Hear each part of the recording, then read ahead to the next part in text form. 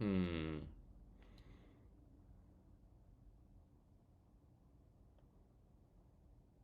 What up, Galaxy? I'm doing well. How are you?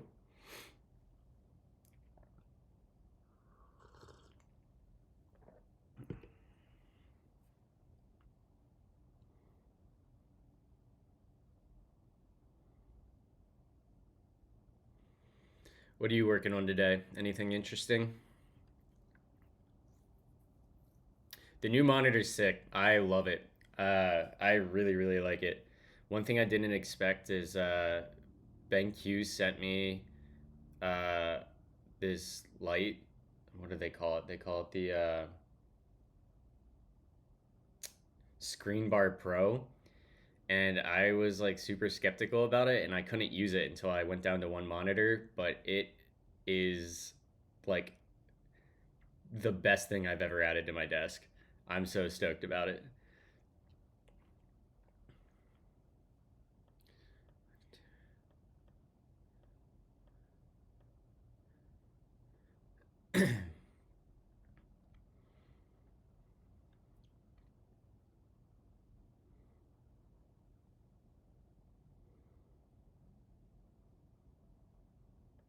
Okay, so we need to use checkout sessions. Yeah, rather than payment links. So that's one thing we have to go in and change right now. So let's dive into that. If we can get this working, I'm gonna build a. We might get in. We're gonna do a side quest if we can get through payments this morning. Okay, so when we get to, we're going through sign up, or I guess it would be onboarding. We get to payment. We hit here. So rather than making this payment link,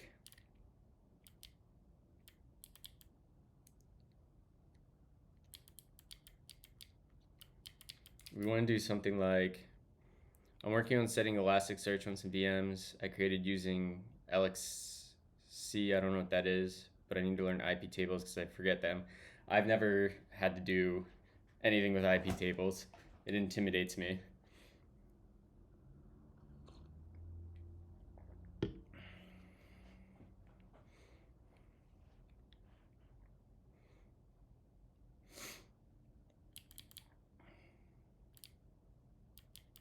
All right, we got that. So let's just make some space here, and we'll just do this down here, I guess. And we'll say, what do we want to say here? I need to clean my glasses quick. That's for sure. I need to set up Algolia at work for our project domains page. I'm getting screwed by NoSQL. Super hard and serverless. There's this, actually, I'll just show you. On the Vercel.com, if you to go to a project on Vercel, yeah, we'll do this one. My lots of domains. So I have approximately 9,996 project domains on this. This is freaking freezing. So on this page, you can set up redirects, right? These are all fake domains that don't exist. But if you were to come in here and you did this, there's this redirect to dropdown. And the problem with this dropdown is that it only loads 100 items. And we use a NoSQL data store behind the scenes for this collection. And searching by text on this collection exceeds the RU consumption amount that's like dedicated to one query, and it could end up DOSing like other collections and services in Vercel. So like I'm like, dude, I'm so annoyed at it. So I have to like come in and figure out some clever way to. I'm gonna have to turn this into like a freeform text box. It's gonna be real annoying.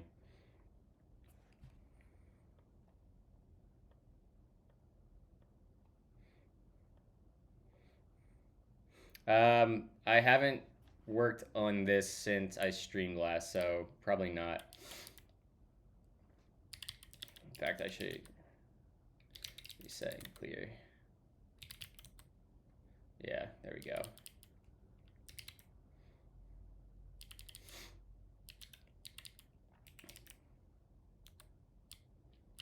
So down here we want to do, let's just say const session is going to equal,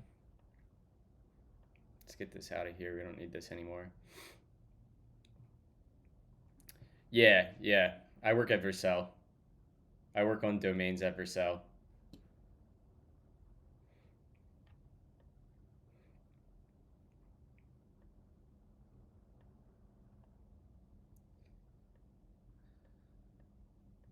Let's see. So we should be able to do something like await stripe dot checkout dot sessions dot create line items. That's going to take an array item. We have to wait until they select the item. Right. So we don't need to put the payment link on here.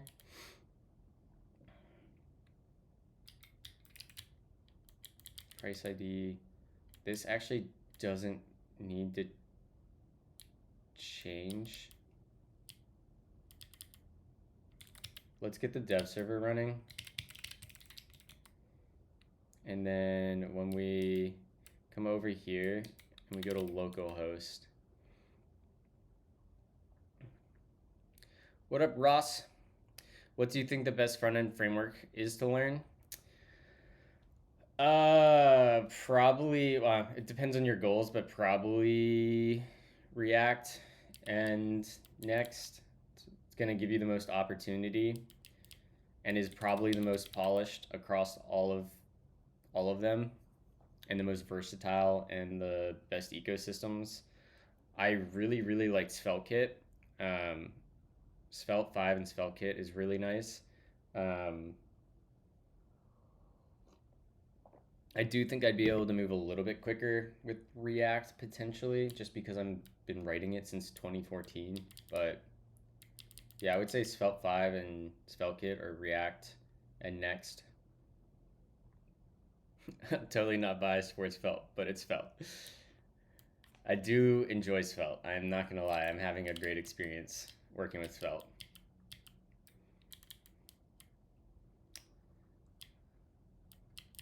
Let's see here. How is the text size for you guys? And audio levels, is everything good?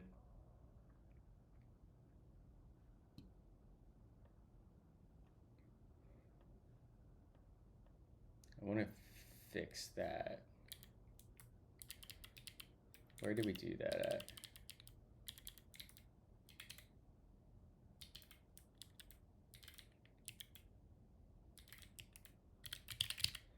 Yeah. Vacation mode? Hell yeah. All right.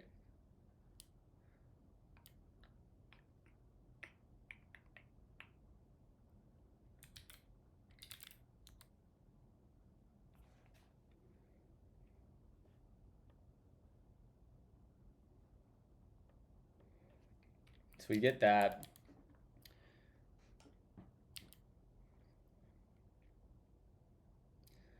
We need a like route.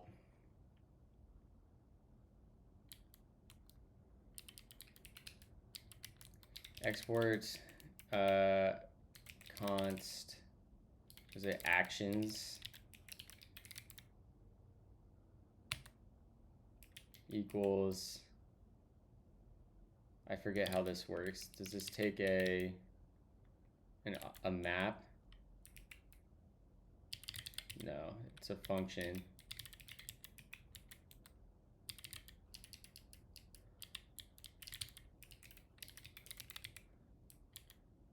Const actions. Oh, it does take a map. All right.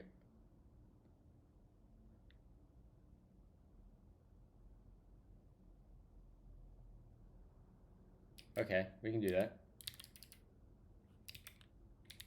This will be default. And what that took a price.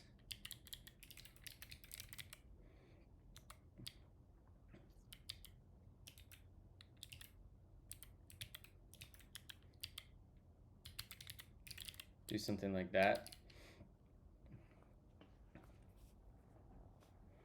I love Svelte so much I make nvim plugins for it. Svelte is really nice. I thought I would hate it. Yeah, I really love. As someone who's written React, you know, for a decade, Svelte 5 is really, really nice.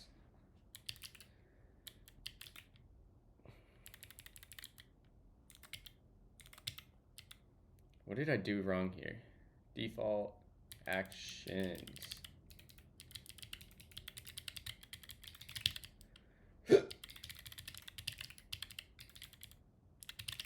All right, there we go. And in here, we want to get the user. So we'll say const user is equal to get user. And that's going to take change in word. We'll destructure locals off. That will get locales. We have our user now. We want to generate a session link. Const session is equal to stripe dot, which we started doing that down here, right? Can I copy that? I guess not.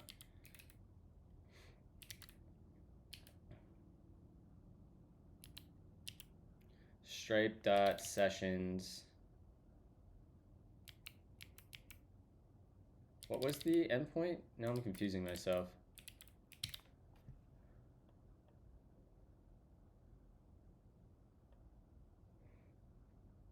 Okay, I'm gonna learn next. I see how Svelte 5 is nice for React devs. I think I used Svelte in production at work for close to 5 years. That's awesome, dude. Okay, I'm gonna learn next is as a beginner in front end. Is that good? I would start, I mean, make sure, I think starting with React, like I wouldn't jump right into Next because there's, you can, like I guess my advice would be let your interests naturally guide you to like the next thing, right? Like start building with React or start building with Svelte. But like the more important thing besides what front end framework or library you're building with is to make sure you're building something that interests you and that you think is exciting. Because if the thing you're actually building, regardless of technology, doesn't excite you, you're not going to stick with it. You're not going to struggle through it when it gets hard, and you're not going to take away learnings that you need to. So regardless of whether you use Svelte or React or Vue or Solid or whatever, I would just make sure you're building something that you're excited about. And when things get hard or boring, you're excited to keep working on it and struggle through being blocked. That's my advice. But regardless what you choose, if you run into gotchas or questions, like feel free to pop into chat or DM me on Twitter or Discord. Like I'm more than happy to offer advice if you get stuck or have questions. Price is going to be, ooh, this is going to need a price ID.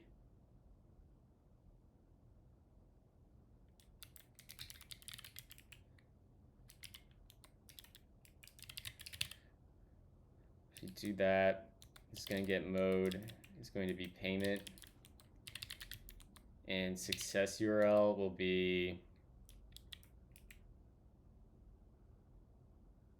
yeah, Toto, to do, and then cancel URL be that as well, and automatic tax. I have no idea. Is this required? I'm just gonna like delete that off. We're going to redirect using a 303. Yo, 303? Are we about to listen to some 303 right now? You can't stop me, chat. We're doing a little bit of a throwy back to some 303.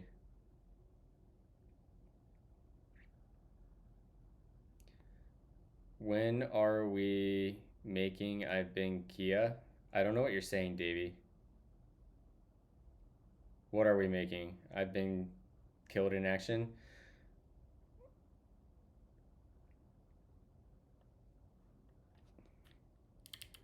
What is 303 as a redirect code?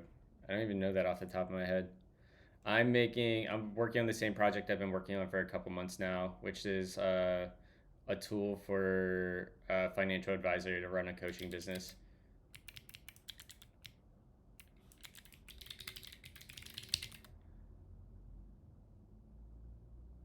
See other. Ah. Okay, yeah, that is actually what we want. Okay. Swag. Take that, session.url. Oh, we have to await that.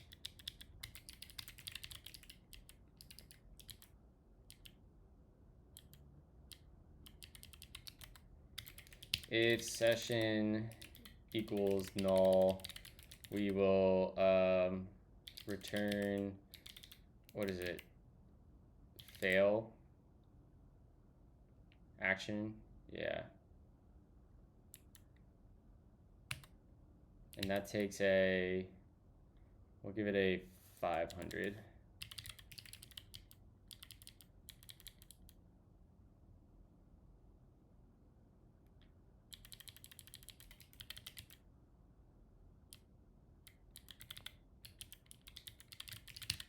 There we go.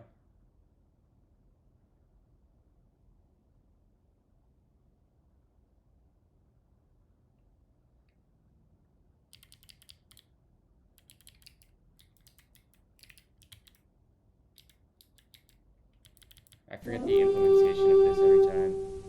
Oh shit. What up, y'all? What up, Raiders?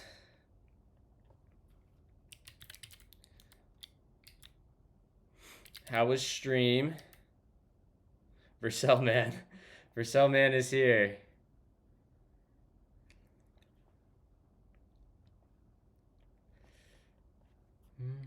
Today we are integrating some Stripe sessions and checkout stuff.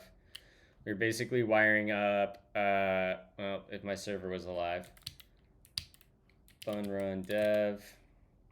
We've got our beautiful onboarding payment form.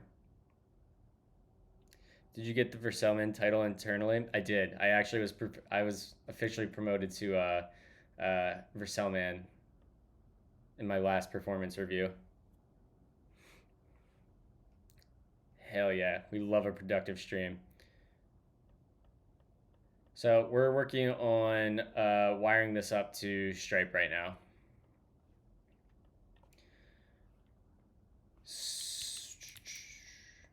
I wonder if it's worth...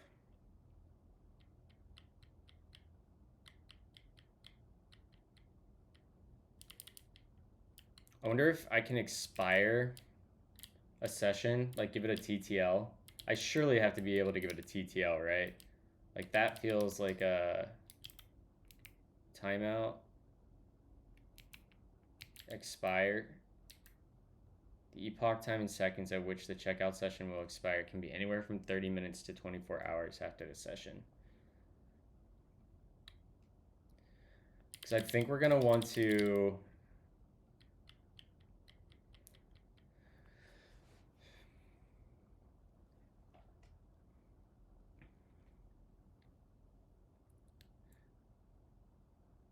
Nice.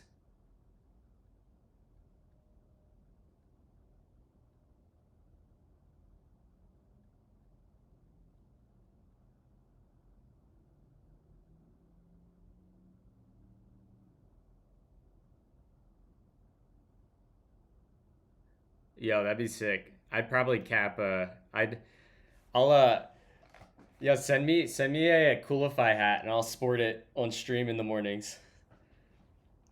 I feel like that'd be a good pitch, a Vercel employee wearing a Coolify hat. I'm a sucker for a good hat.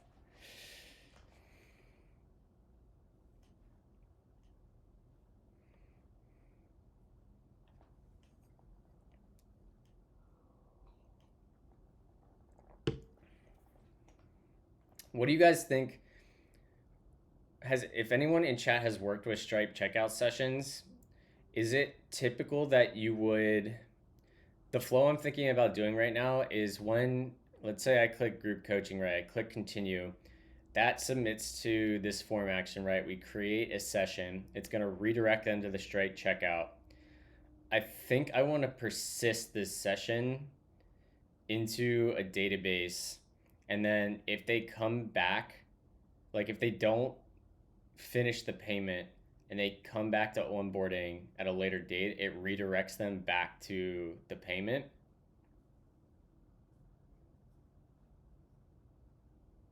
For Selman and Coolify hat, blows my mind. Let's go. Cameras hiding the page. Oh, I'm sorry. So the idea is you select which subscription you want. You click continue. That hits a form action, generates a Stripe checkout session, redirects you to Stripe to pay. But I'm thinking about the edge case where someone goes to the checkout page and then either leaves it sitting, closes their browser or something, and they come back to R10 to complete onboarding. And it will redirect them to this page. And I'm thinking that if they have like a session that is younger than, I don't know, 24 hours, maybe, it automatically redirects them back to Stripe. It seems like a reasonable thing to do.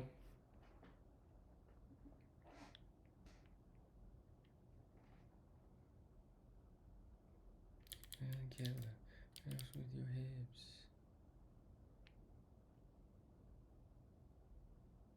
I have a endpoint written in Go that should, let me make my font size bigger over here. Whoa, that's not what I wanted.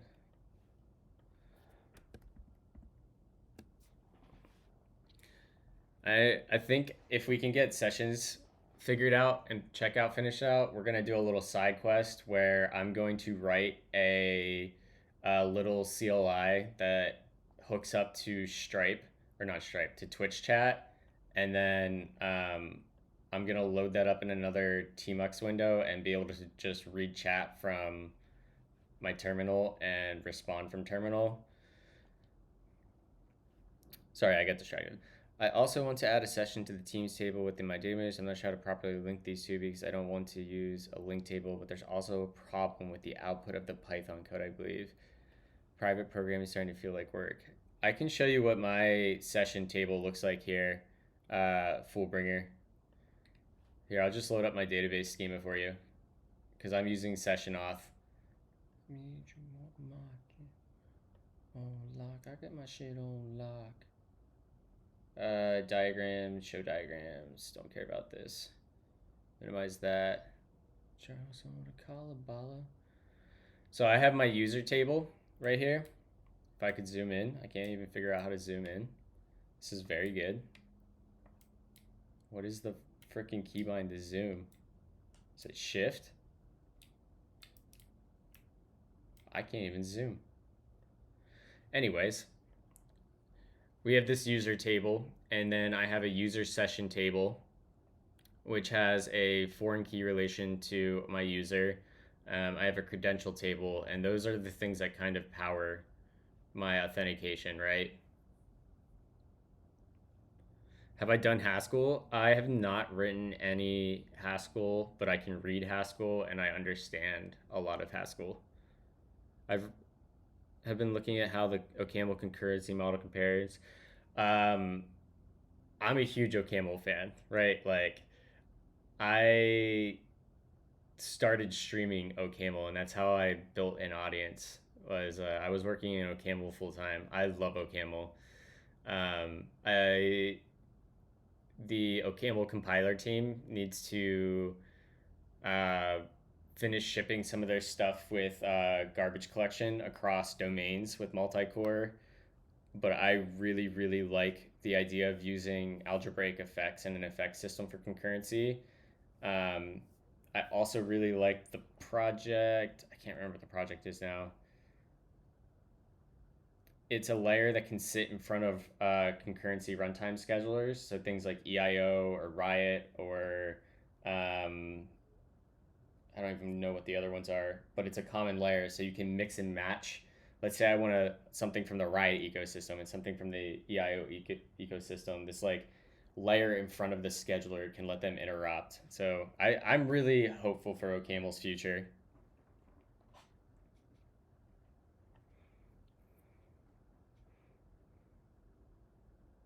Yeah, yeah, that's actually what powers the concurrency is effects. Like OCaml effects concurrency.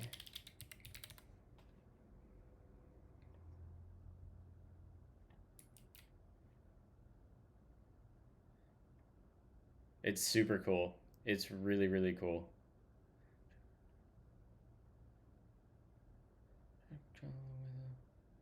I don't know if I'm gonna get a really good example that I can, because I haven't used multi-core yet.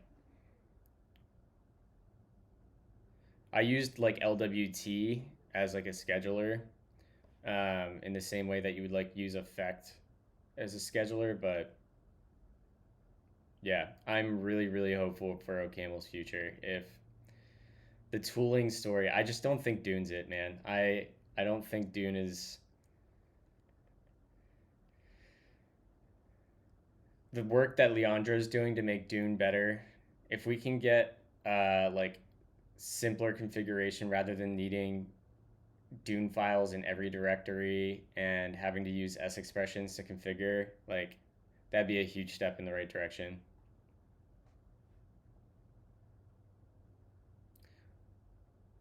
What up, Ender? What up, Error? My journey on Web3, I worked in Web3 for a hot minute. I worked at a company called Scalum, which I don't even know if their website's up anymore. Scalum Web3. This is actually where I wrote OCaml. Yeah, Scalum got bought by Talos.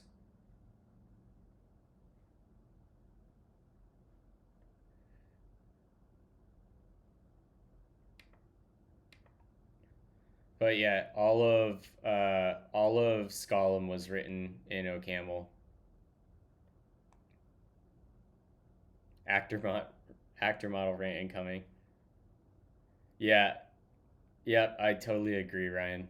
It sucks because man, it sucks because OCaml, the language itself and the programming model and the features and the properties of the compiler, it's so fucking good. And it deserves better tooling and to not suck to use.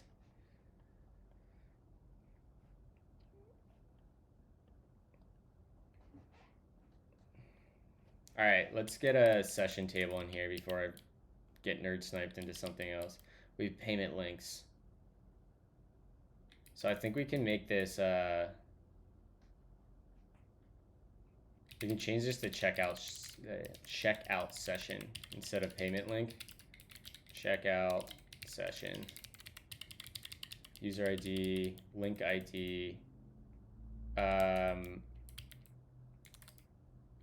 What does this have on it? Session dot, so that has an ID.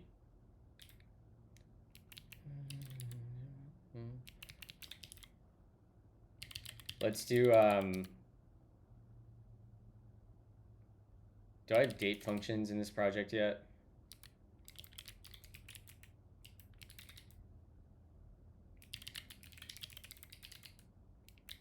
I don't. So let's add date functions.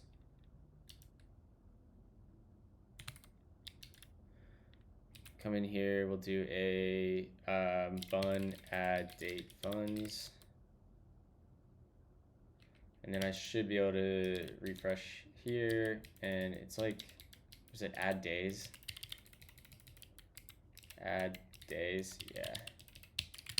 And we'll come down here and we'll add expires at add days, new date, and then 1. And what's it? This needs it's a Unix timestamp, right? The epoch time, yeah. Dot get time. All right. We might want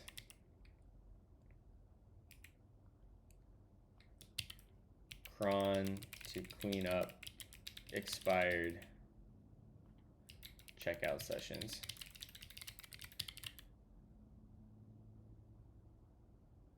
Maybe.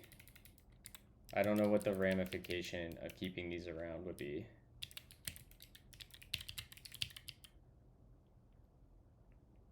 What up, JMS? How we doing? Is it realistic to expect the OCaml toolchain to come up to date with other langs? It's already made progress over the past year. Like, the work that Leandro is doing, like, installing OCaml sucked a year ago. And now it's like getting set up takes 30 seconds now. But that doesn't make that was the first step, right? Like, basically OPAM is out of the picture now. Like, you don't need to worry about OPAM, you can just think about Dune. But Dune also is a weird model to configure a project with. It's super fast, and like once you get it down, like it's generally fine, but it is not normal or like anything else from any other ecosystem, which is problematic. What up, Kraut?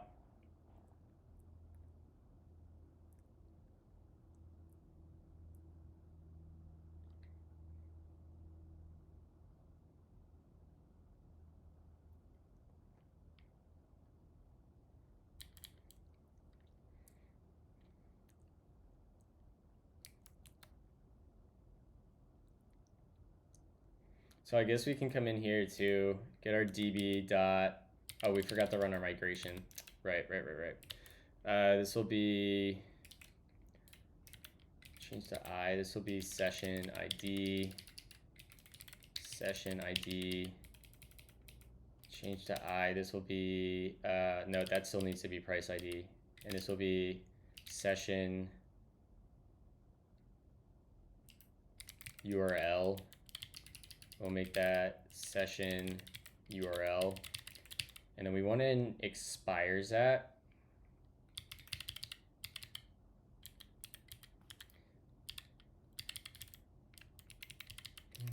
Fathers and daughters.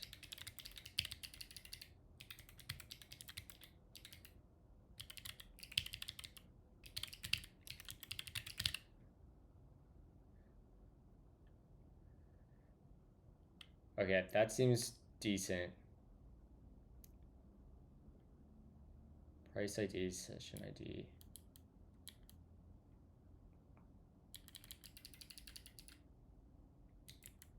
That would be checkout session, I guess.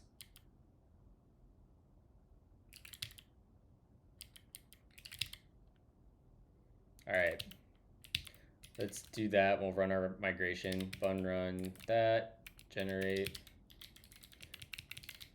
Should probably upgrade our drizzle dependencies soon. Create table. Desk strike. Drop table payment link cascade. Good. Yep, that looks good. Migrate. Great. Okay, so we got that. And now we should have over here, we should be able to do db dot insert into checkout session dot values, and this takes a user ID, which is up on line 12, const user equals that, user.id. We need a, why can't I, dude, what the heck? My editor just froze. You see that?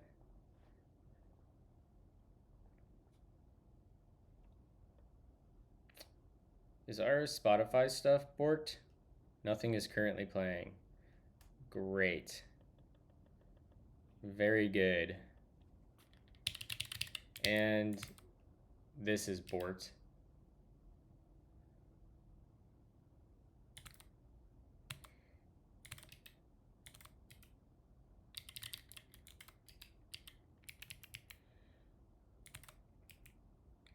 Okay.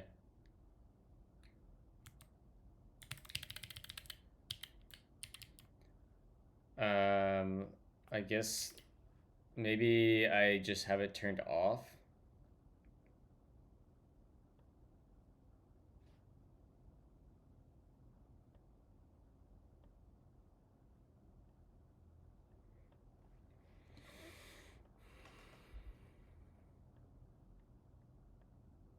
It says it's running.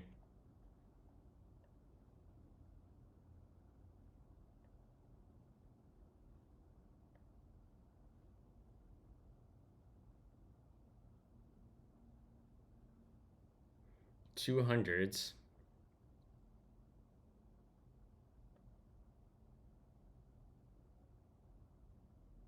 Oh, dude, I bet this is this stupid bug with Spotify.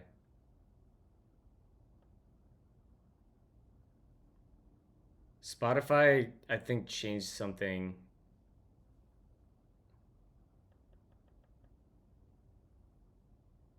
There we go.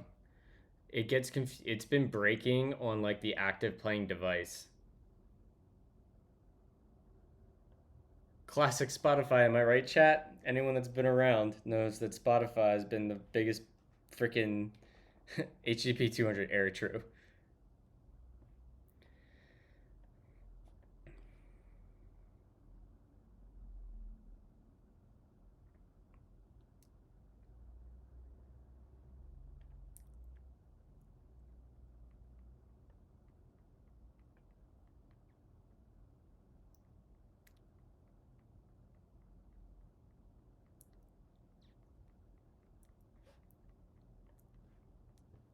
Okay, cool.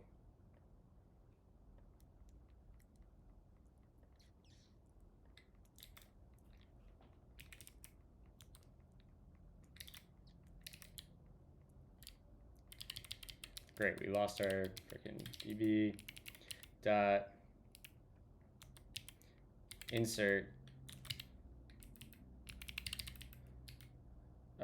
checkout session dot values into there. User ID is going to be user dot ID 12K.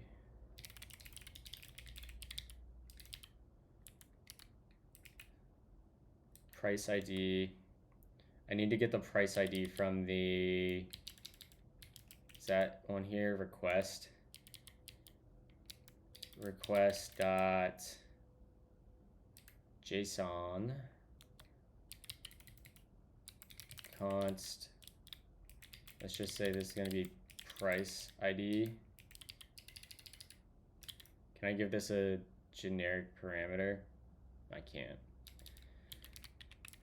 To do Zod.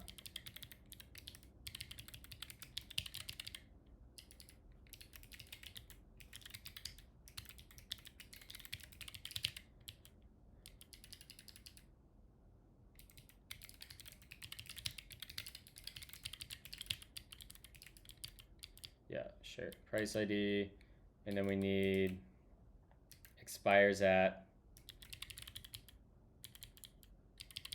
and this will be session dot expires at. We need a session ID, which will be session dot ID, and we need a session URL, which will be session dot URL.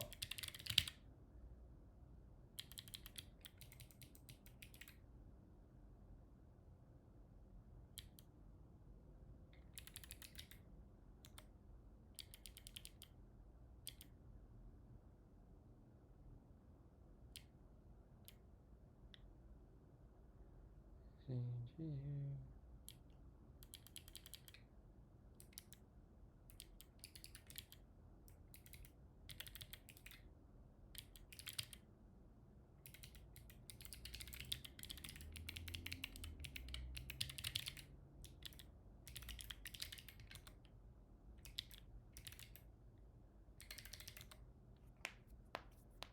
don't know why that's upset.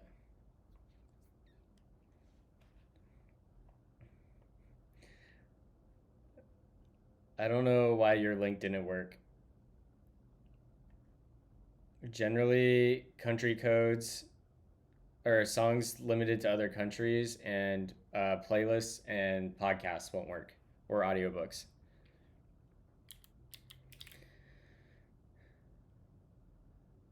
All right, what is this saying?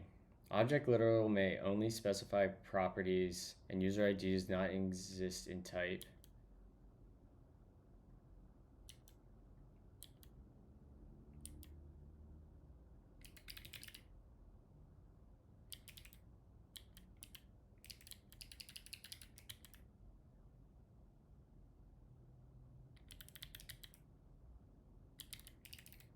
Am I getting the syntax wrong?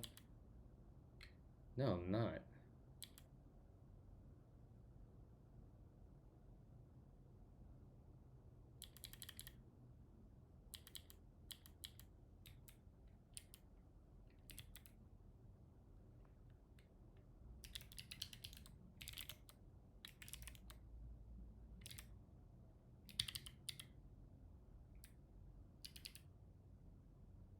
What am I doing wrong here?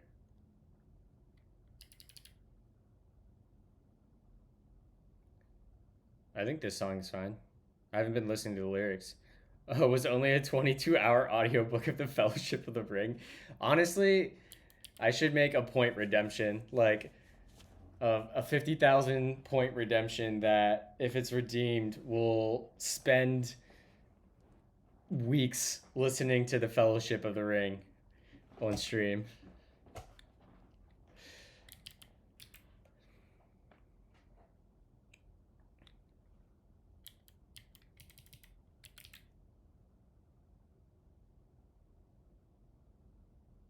User ID does not exist in type. String or SQL or placeholder. And this is a string.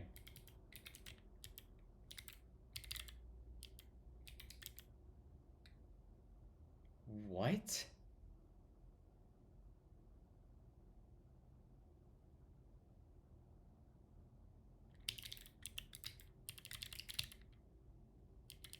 I don't understand this error here.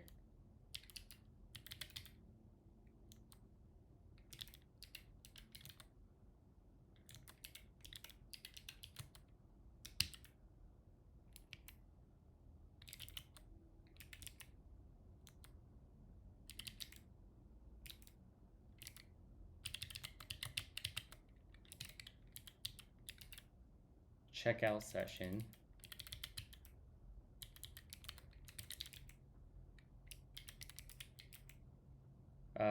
What is it? It's like infer select.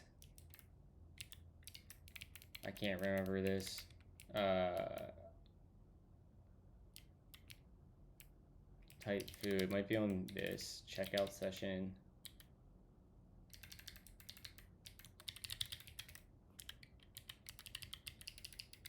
Type of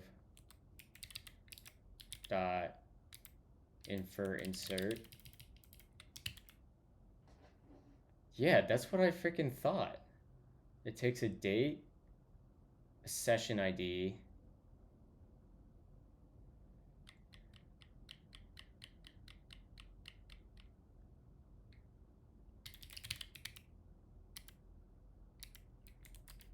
what are we doing wrong here, chat?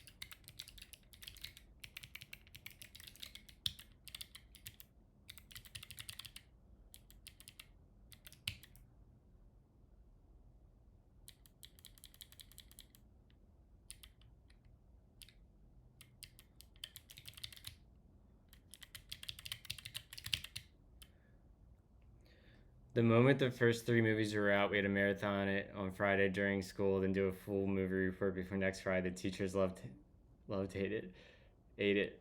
I hated Lord of the Rings because of it. Well, I need to get Justine to watch Lord of the Rings. She's never seen it. She's never seen Star Wars either. Honestly, red flags.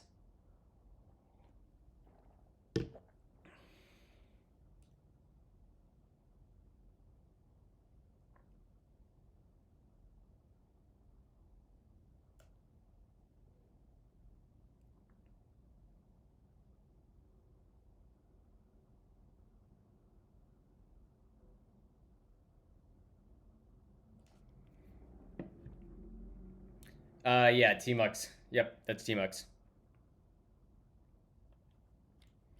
Alright, so like we clearly have the correct record here. Oh, now it decides to work. What if I don't strongly type it? Just paste that in there. Okay. Okay. Whatever. That works. Oh, what is our... Do we have unique constraints on that table?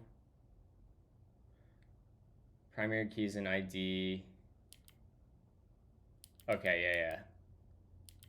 That seems fine. We can get the most recent. Which means, let's just do that quick. On load, we're gonna wanna grab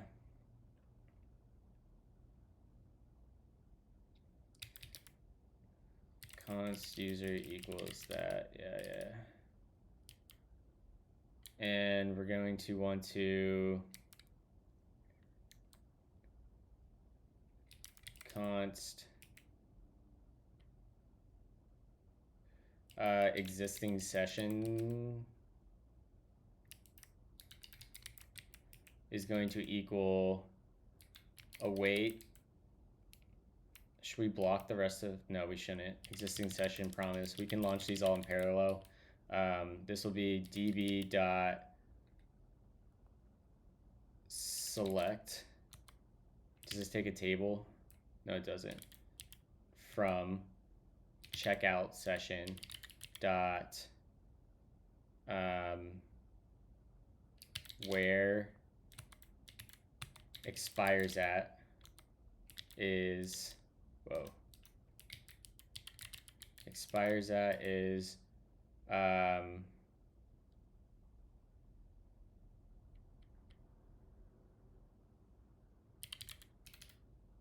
we'll do sub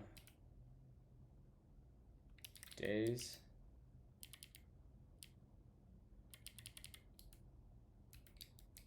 Greater than. This takes a left.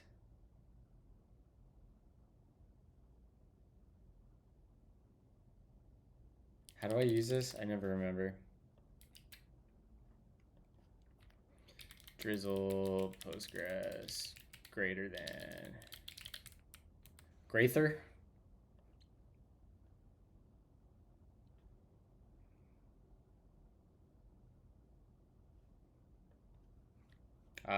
We don't need the table in equal. We say where we'll need an and we'll have, does this take an array? What's this take? Yeah, it takes a list. And in here we'll say greater than, and that will take a column, which will be checkout session dot expires at, and it'll be greater than, as long as the checkout link is within the past 40 or 24 hours, sub days, new date, 1 dot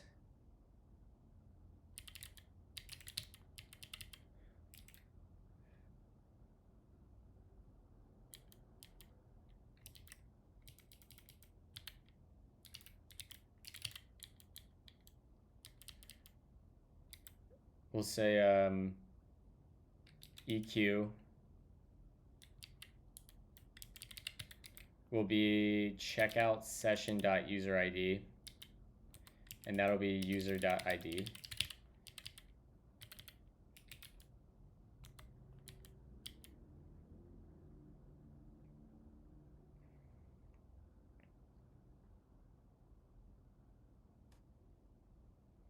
Do we need to filter on anything else? Dot limit. I guess we can do like a order by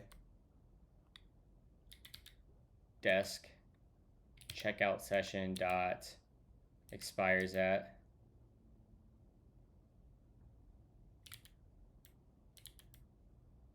dot limit 1.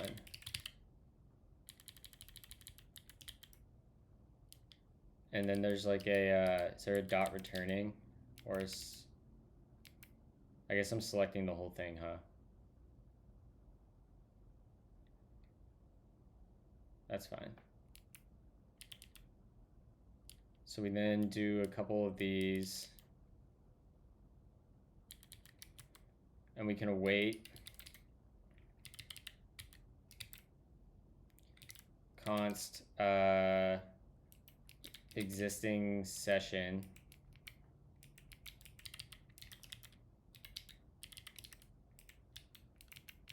it's going to be await existing session promise, and then we have this.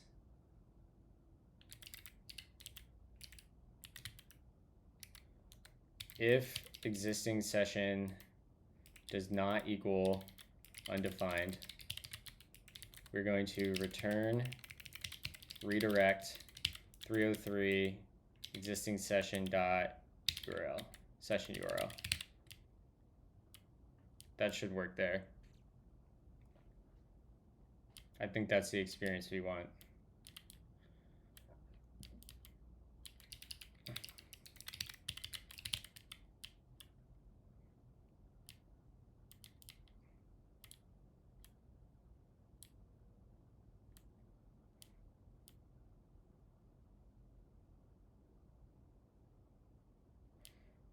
We should make a transaction actually.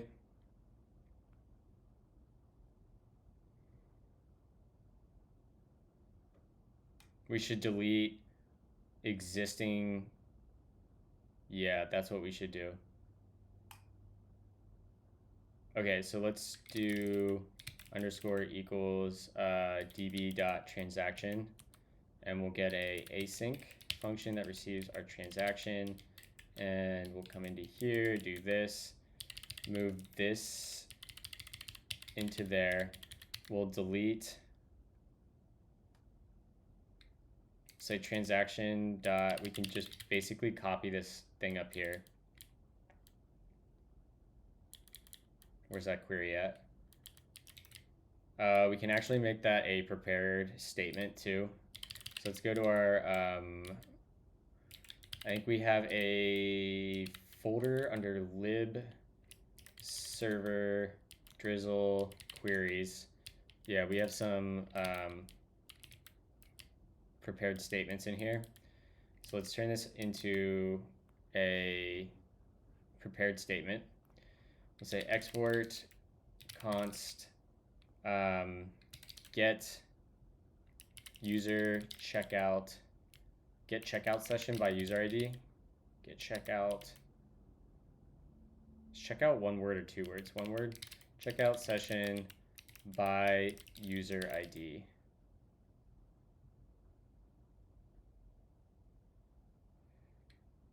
Yeah, we'll do that. And this is going to equal, do we do anything special here? Is Functions it just the same thing? describe the world. Yeah. You like that, come over here, down here, paste that in, down to here, nix that, dot prepare. We'll call this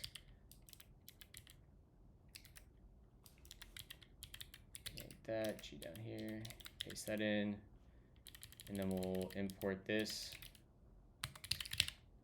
We'll get our date functions.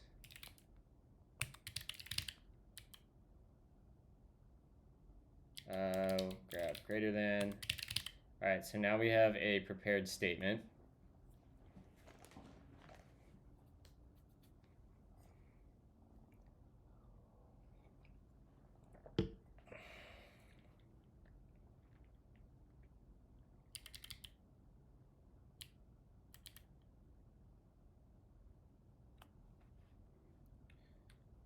And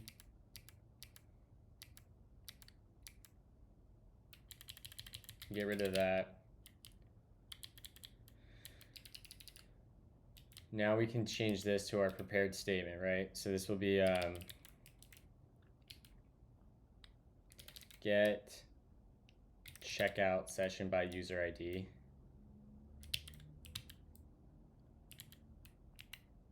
Dot execute user ID user.id. Oh, we forgot the placeholder.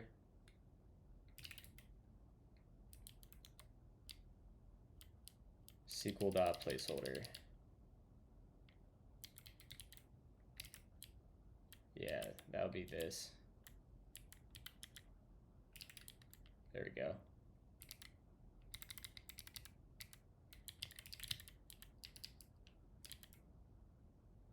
That looks good. And then we can use that same thing in our session down here, right? We can say const existing session equals, in fact, we can just delete. We don't even need to query. We'll just do db.delete.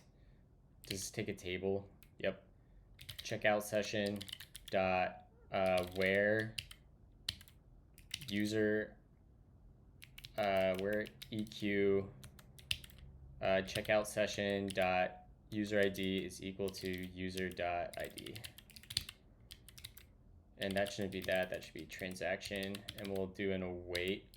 In fact, we can run these in parallel. Const delete promise equals that. And then we'll have a session promise. Get rid of that await. And then we can join those back up together with a promise.all. And we'll say session, and I don't really even care about the result of the delete.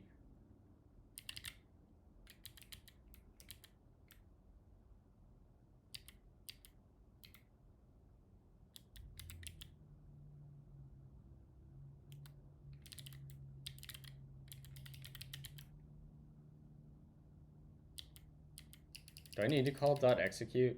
I don't think I need to do .execute, do I? Like if I await this, what do we get? Yeah.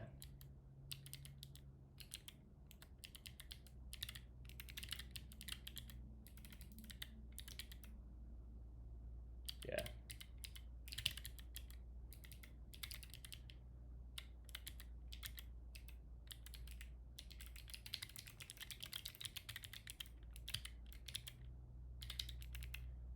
Session promise, delete promise, and then we get the session, and again we'll basically copy this,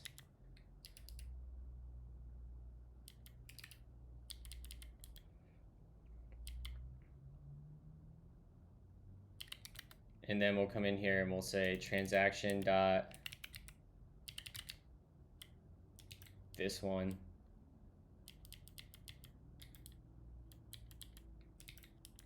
which we don't even need this anymore. And we'll insert that, await that, return out the session.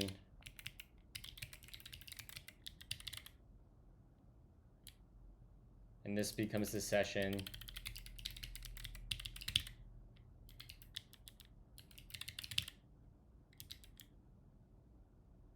Is that not awaited?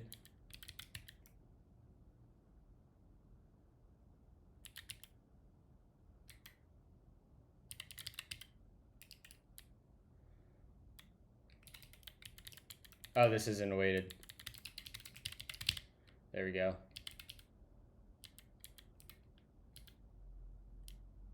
Ah, return fail.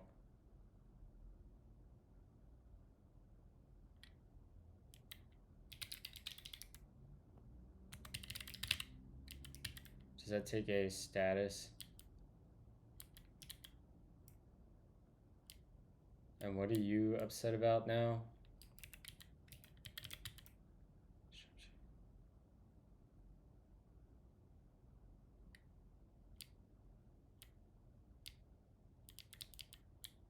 fact, we can just do this, right? No, we do need that there. Is this really gonna make me validate it twice?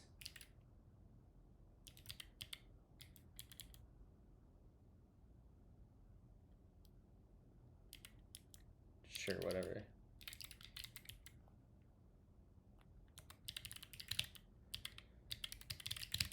Okay, that looks like what we want. Hello, Mr. O'Camel, what's good? Your terminal is Ghosty, right? Yes. Yep, I've been using Ghosty for over a year at this point. My font is Mona Lisa.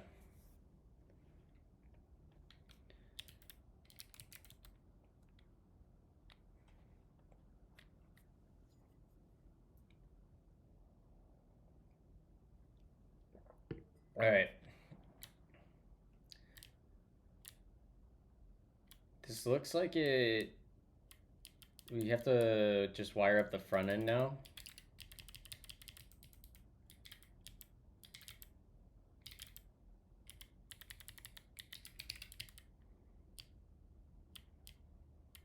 We get our existing session.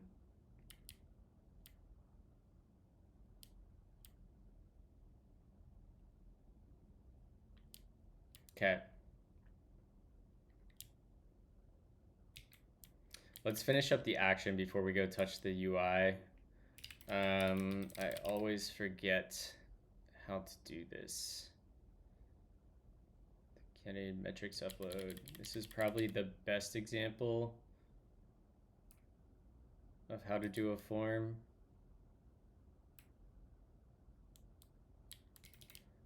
So let's make our schema. Const schema is going to equal z.object. And that's just going to have a price ID. That's going to be a string. Import that from Zod. So there's our schema. And then on load, we want to do basically this. Throw that in there. We don't need to do this work unless we get down to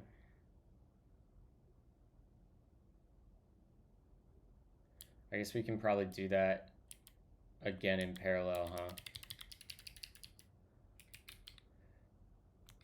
We get rid of this. This will be a form promise. Import Zod adapter. We will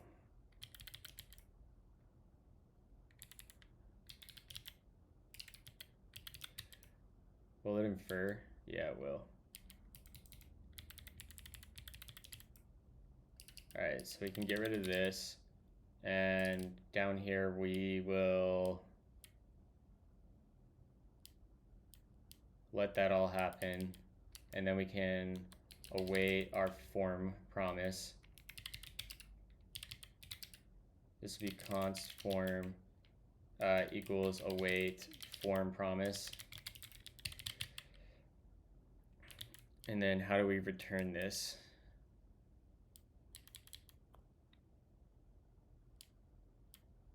With files. I think I just returned the form on here.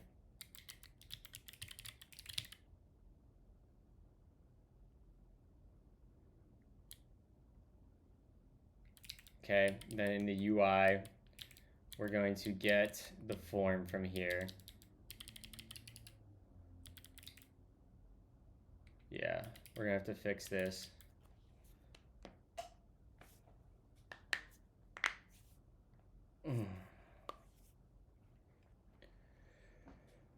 Oh, goodness.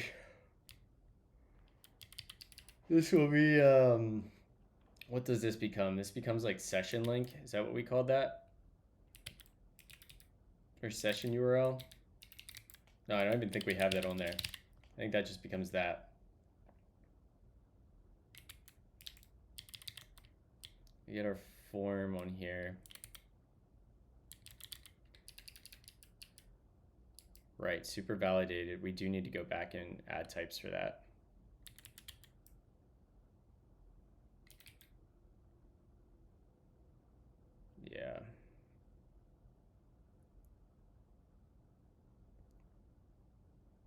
I don't even think we need a message, to be honest. So let's go back and we'll add our type here.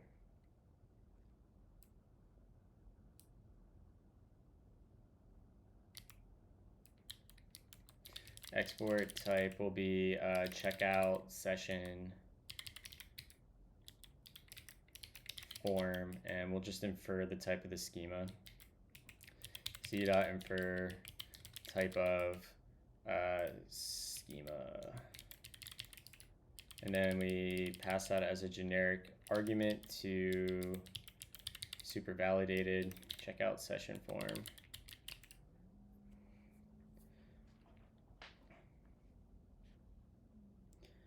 And then, right, we can validate in the action. This is what we want to do instead of our cast right here. That'll be checkout session form.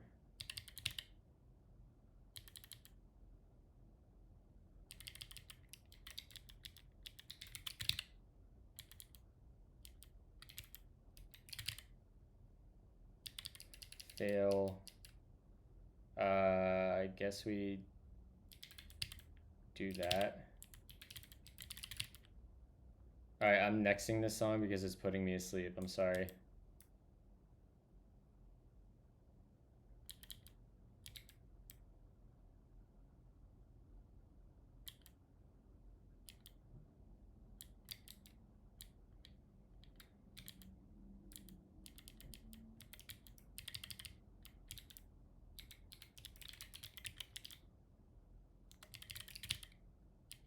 What?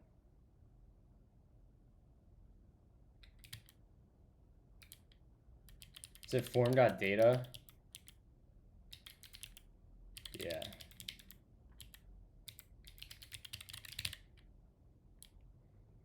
Okay. That looks good. So let's go back to here. This is going to take a form. Form was equal to data.form. And we'll go here. Close that. Actually, we should have kept that open.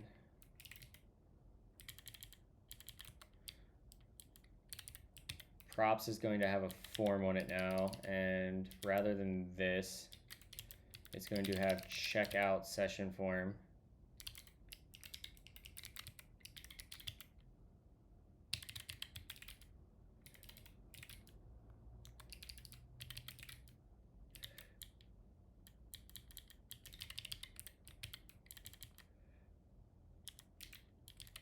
And this will be checkout session form.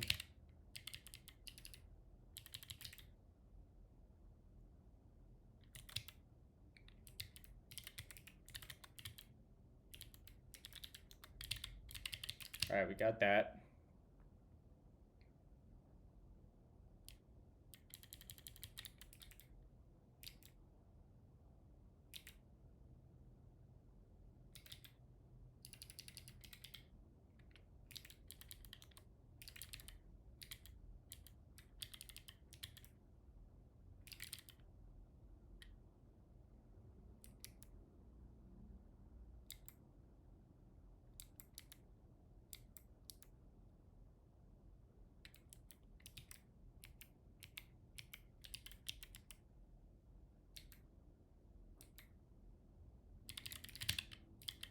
That's definitely there.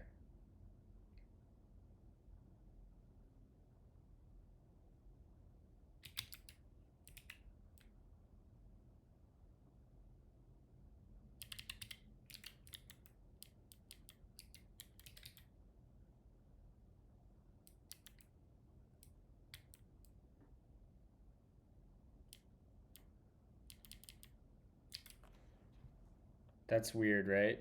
For people who don't want to pay for the Mona Lisa font, you can find it here. Oh, come on. We're not doing that. Don't jip a creator out of being paid.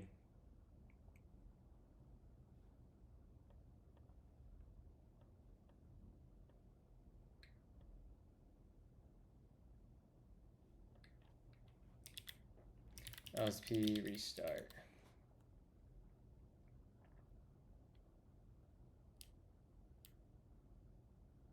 Okay, still.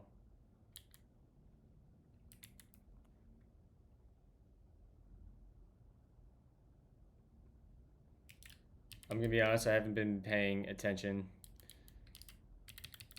This should be session.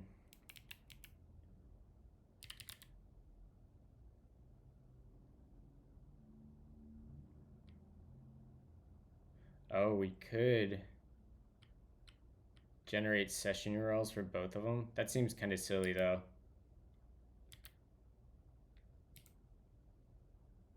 Yeah, this is actually going to be, we need to wrap this in a form. By the way, I actually fixed my project problem. Cheers. Hell yeah. We love to see it.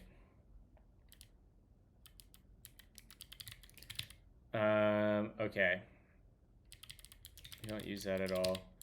We need to get the form out. And all right, so we got the form.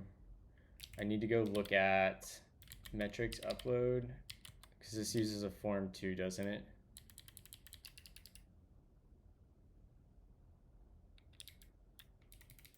Yeah. I always forget how to use this.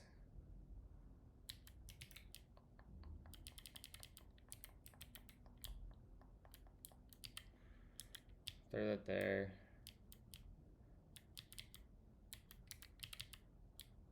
We'll import you sod client. We don't need this yet.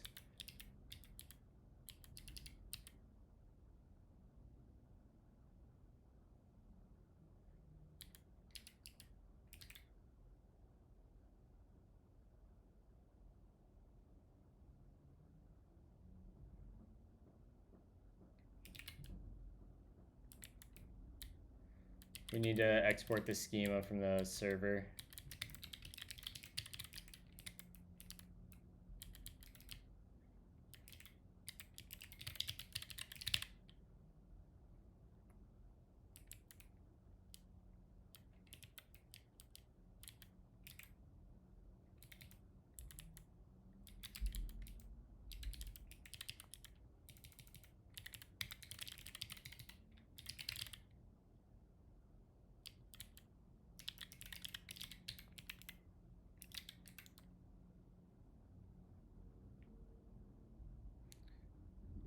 Yeah, feel free to queue up whatever. I'm totally fine with it.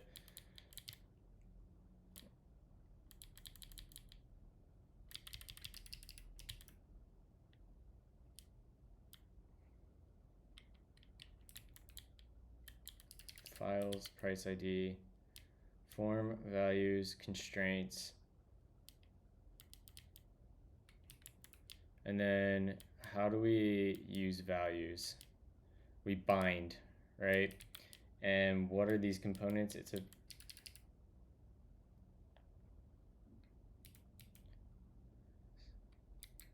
I think we can bind to values.price ID potentially.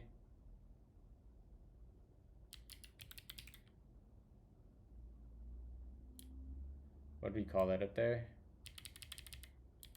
Valid data reset form.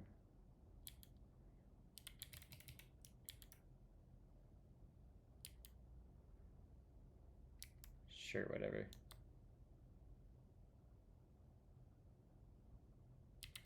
Can I put default? I probably have to do that on this server.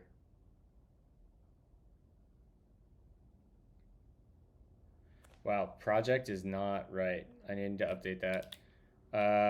Command update project building a coaching platform for a financial advisor.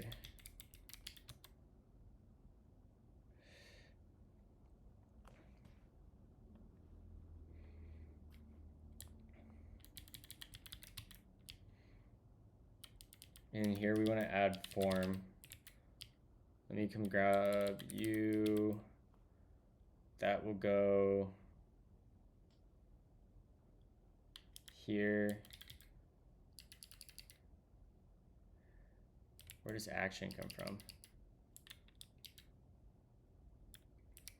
Okay, so we don't need action because it should just go straight to the default if I get rid of that. And we need to just close up. Oh, we have the form closed up.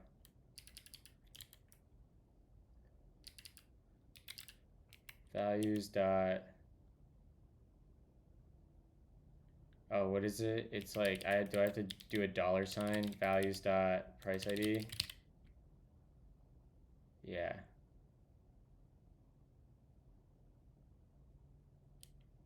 And then I think I would want to look at, this would be type is submit.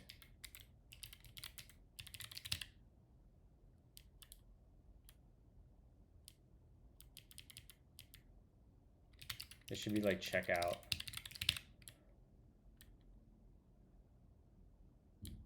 Or make payment. Functions describe the world. Thank you for the follow. What up, Suyash? Thank you for the follow, Max Dev. Appreciate you.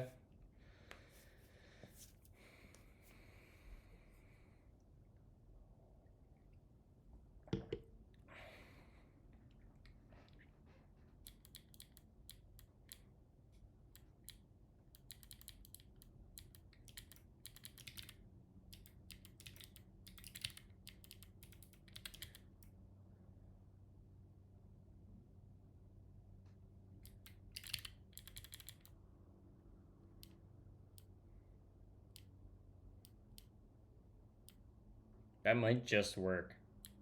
Let's do an inspect. Oh, we need to set a default value, right? That is one thing that needs to happen. I think we have to do that on the server, which is fine, I think. Form dot. I think I can just assign it data here. Let's go pull up the docs for, what's this library called? Superform? I too have started streaming. Let's see how far I get as an Indian junior dev and streamer. Any tips? My best advice for streaming is consistency. Stick to a schedule, be consistent, and, you know, make the content you want to make and be authentic.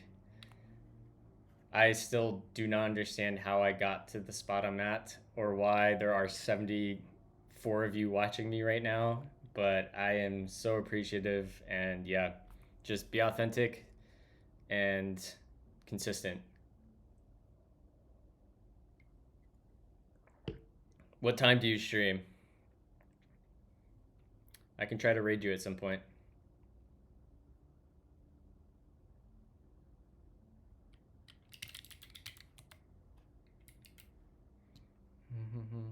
Oh, we can use effect with Superform?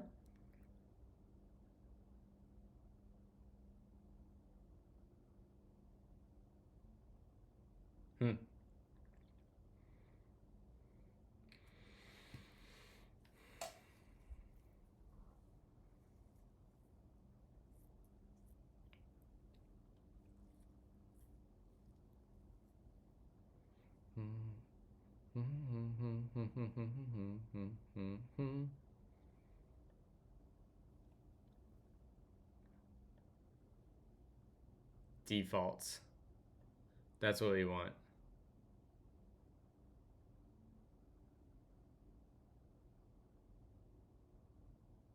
Over default values for the schema. That might be what we want.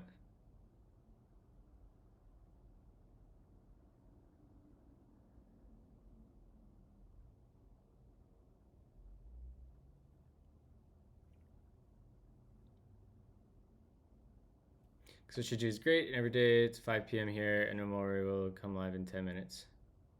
Nice. I came for the OK Mill, stayed for the Knicks shenanigans. We if I can get through this purplish, we're going to try to write a CLI tool to connect my Twitch chat to my terminal, so I can have like a little notification. Like this will be Twitch chat instead of NVIM, and it'll put a little star here when there's new chats. And I might try to compile it to a executable binary with Por4, but I need to get through this bit here.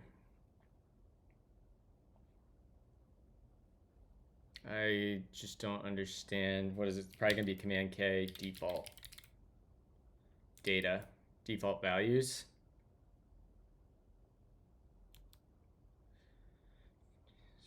Counters. Or I want like initial values.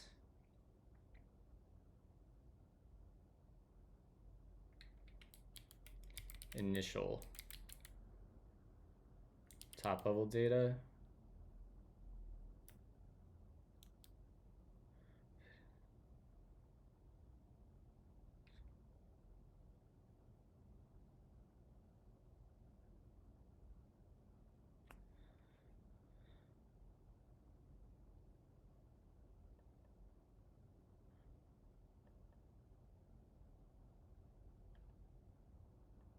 All right, so we should, is that on the client?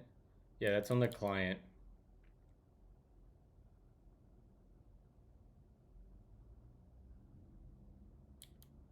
Or can I do that on the server too? Super validate.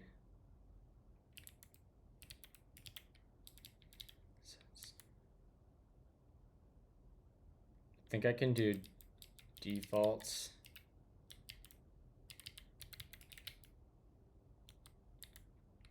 And then we can come over here and let's just say I do like price ID. We'll say it's going to be Dylan. Is that valid? Oh, we're missing that. Close that up. Okay, so that's not going to work.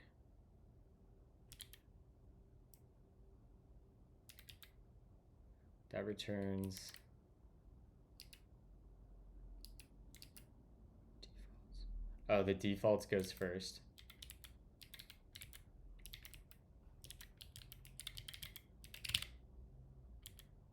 All right, so that might have to go on the front end. So let's try that, I guess.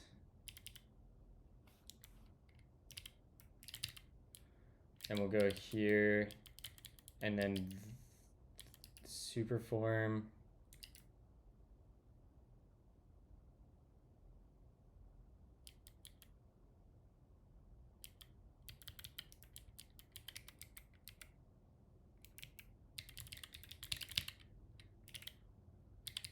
Well, let's just see here on, let's do an inspect and we'll just throw in values dot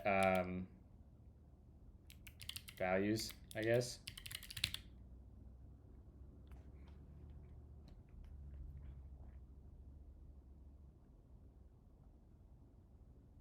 By the way, I stream late as you are to be off to work at your place. Well, I will follow you and come hang out if I get the chance. Everyone give Suyash a follow.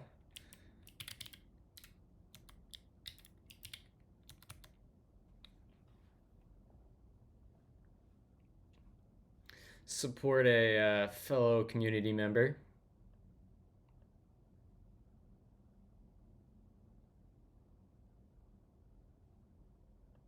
All right, let's go to our local host. We have an internal server error. Excellent. We love an internal server error. Console, what do we got? We have 500. Let's refresh. Why am I payment 500? What's our dev tool saying? Invalid export schema.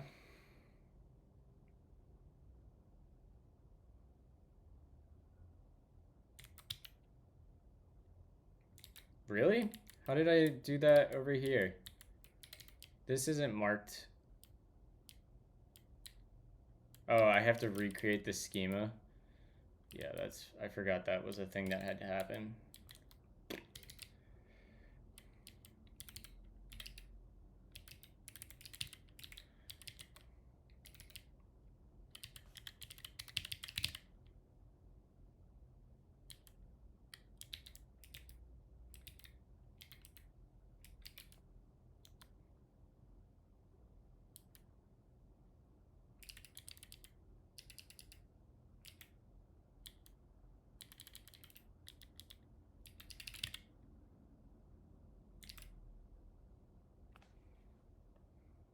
All right, here we go.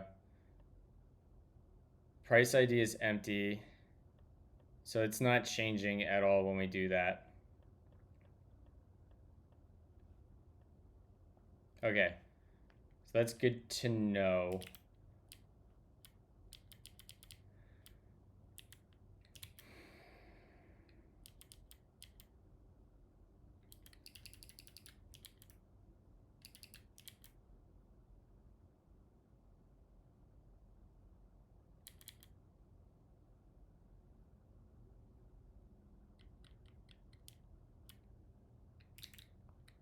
Like, I wonder.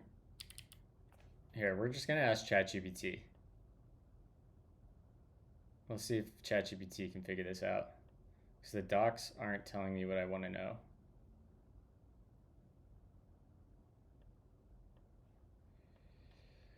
Let's see here.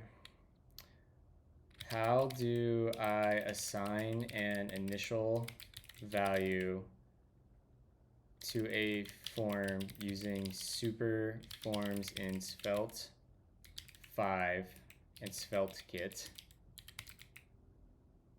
for a radio group?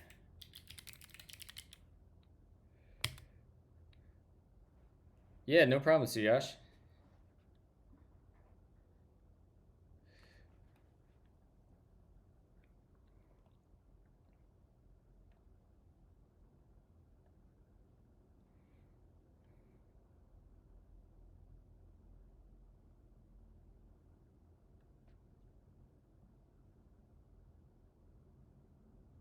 Is that?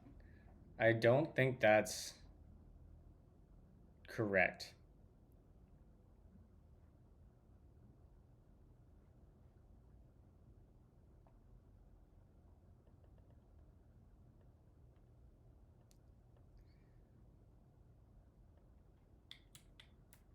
Please refer to the docs. Search is unavailable? Why is search unavailable? 4.0. Please refer to the docs at superform.rocks.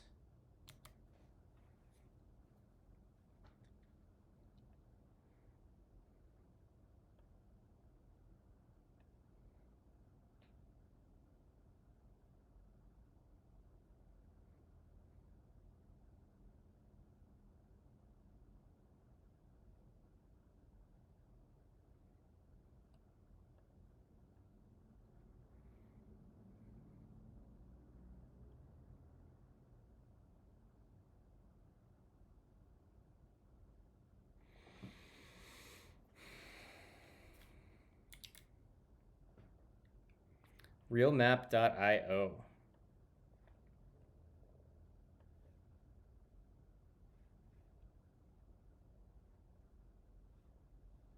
Wait, is this what you built, Suyash?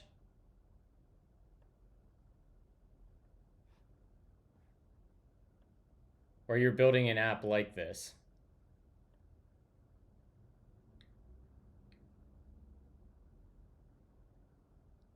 Realmap, not real map.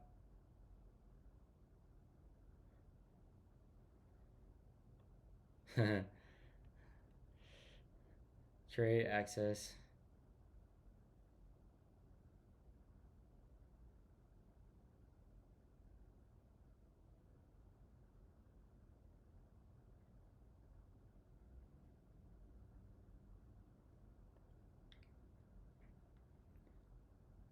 So you've made that entire site, Suyash? Like, this is you?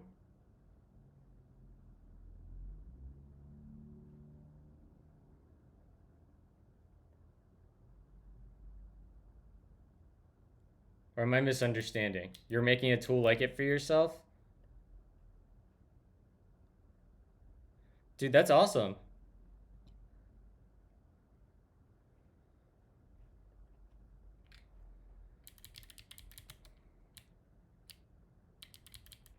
So I guess I need to make this freaking schema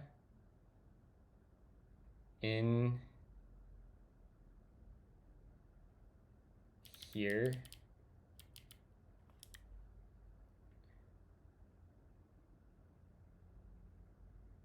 I mean, I guess we could do const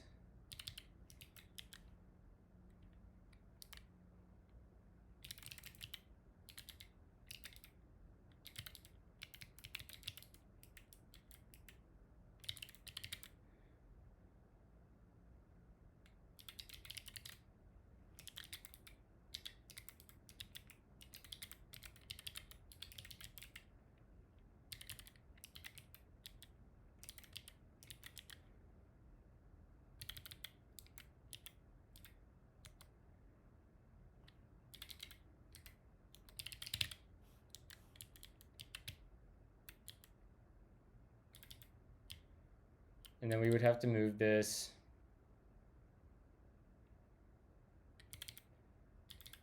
down to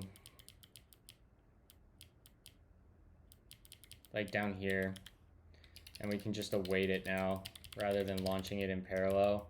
This is going to be make schema, and it's going to get how did I do that in the front end? We just grab the first one. Sure.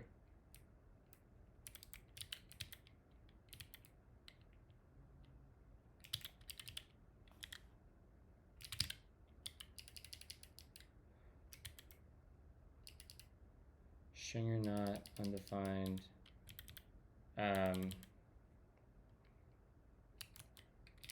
Const first product price ID equals products dot at 0 dot price ID if first product price ID is equal to undefined. We're just going to return an error, and this will be a 500. And then in here we can do first product ID, and this is going to be form now. And now we should have a son of a bitch.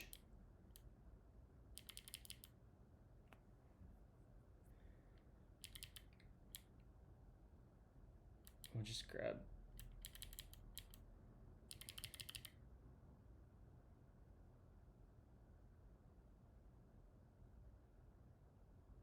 How do I want to do this? Whatever, we'll just duplicate. It's okay.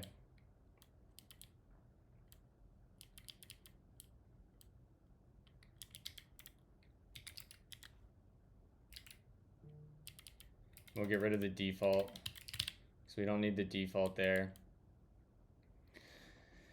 And our type is borked because now this is going to be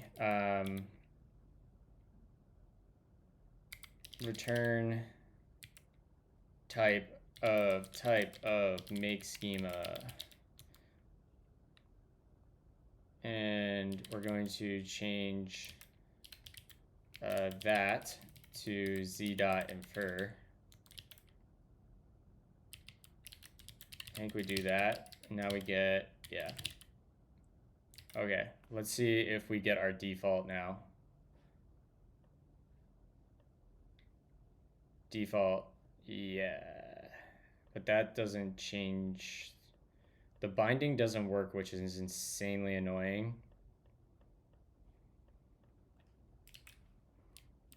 So in the UI here, we have to Let's make this full screen, drop that down.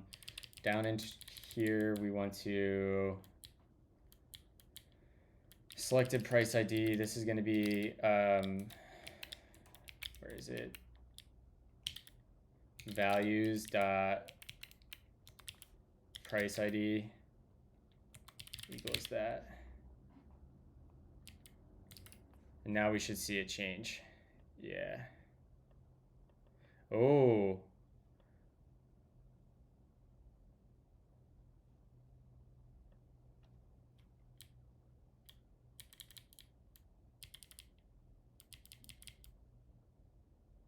Why would that happen?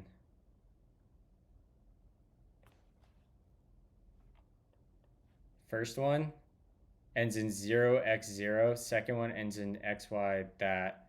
But the selected value doesn't change. The update is on values. Right. Yeah, there we go. This needs to be values.price ID. That should fix it. Same here. Values.price ID. And that should never be empty. So we can just do that. All right, now this should work.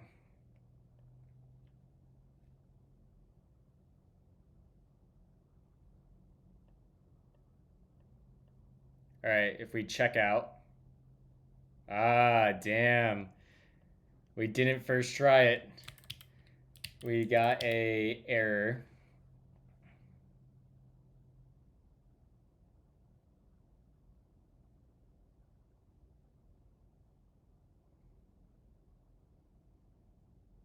No such price to do. That will actually be a problem.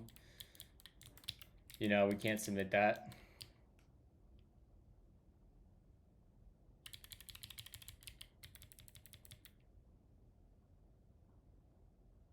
We'll just use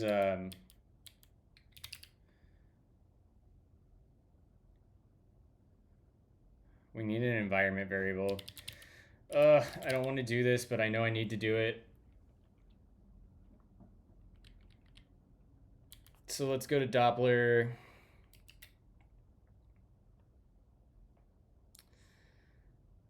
And we'll do R10 front. And we'll go into dev. And we need to add a secret. In fact, I'm just going to blur my screen. Just be careful here. It's going to be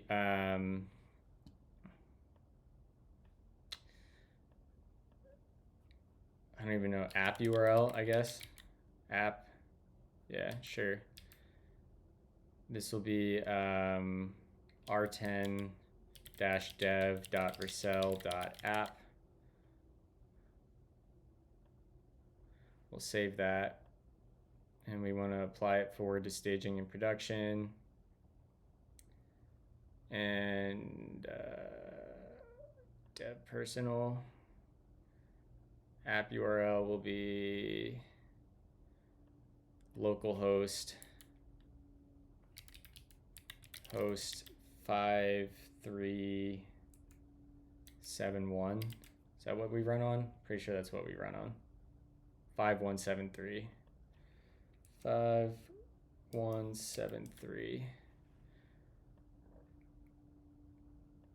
And then prod will be r10.prod. Save that. Save that. And then we'll sync that to Vercel.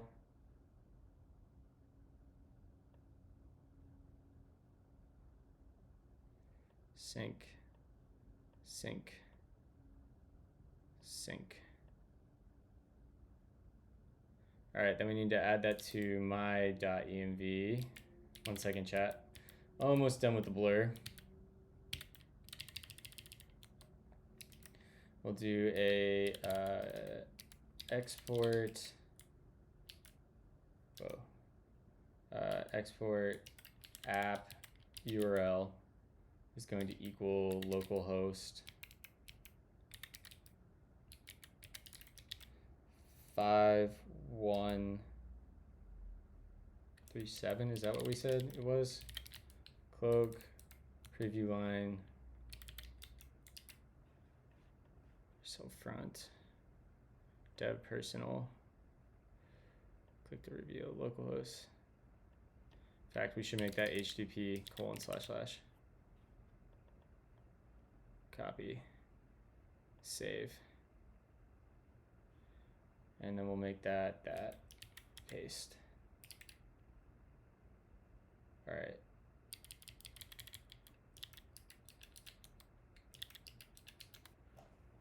And let me close out a Doppler, and then we'll unblur.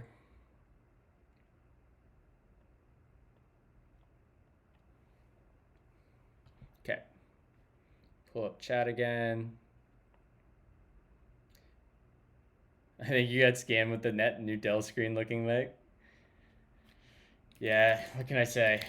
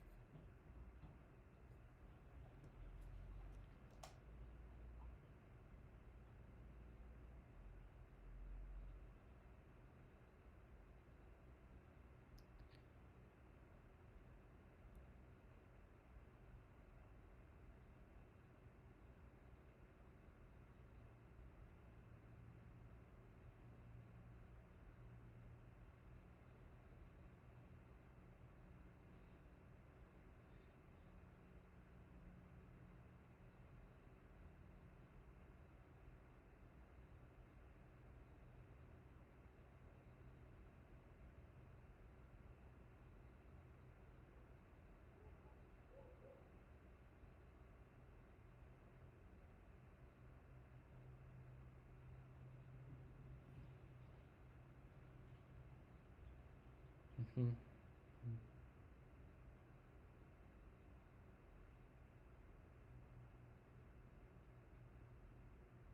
All right. I swapped to a single monitor just because, like, I don't know. I was having some neck pain, and the monitor arms I was using, it was really hard to get it so I could have one 27-inch monitor in front of me. And I've been interested in going down to a single 32-inch monitor for a while now. So I just took the plunge. Because I'm really only ever working on one screen anyways. So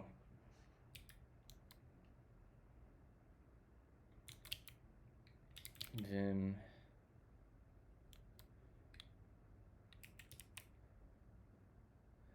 Yeah, I did.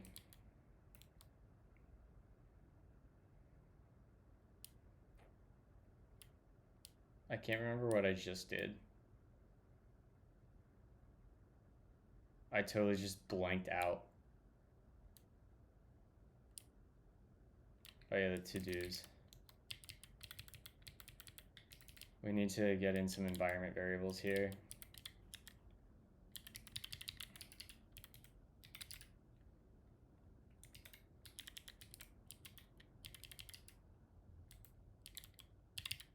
Ah.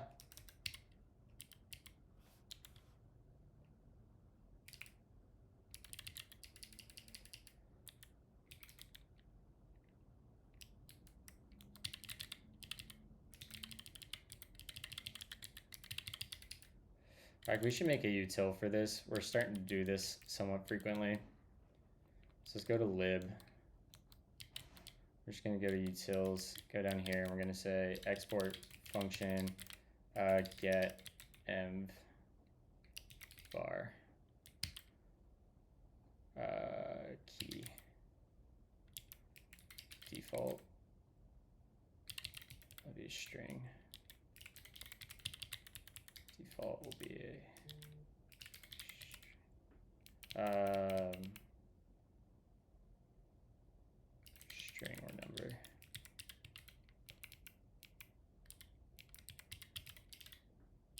Actually,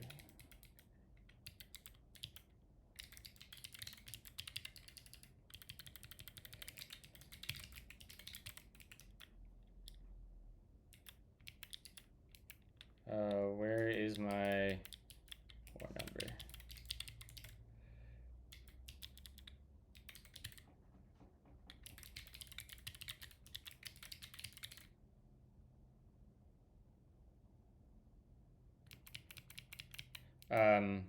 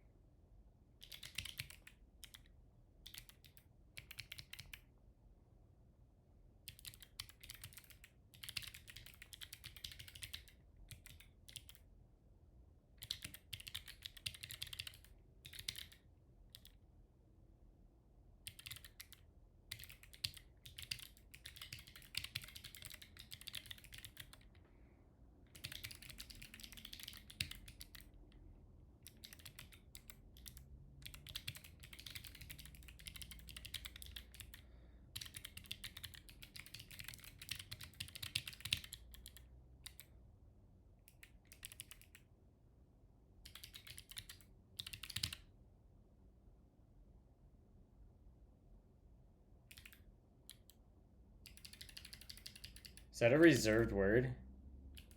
Huh, I didn't know default was a reserved word.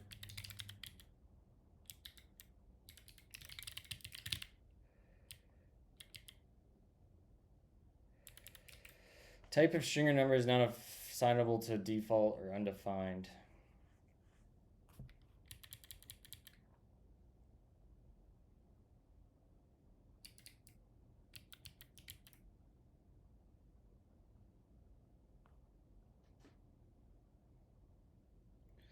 String or number is not assignable to default. You know what? We're just gonna do this. And we'll change to... Oh my god. A.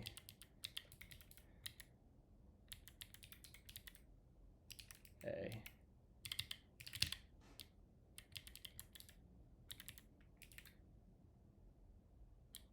A extends string or number equals string.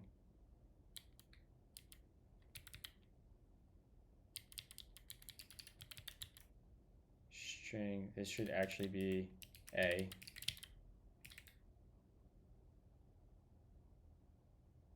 Or undefined.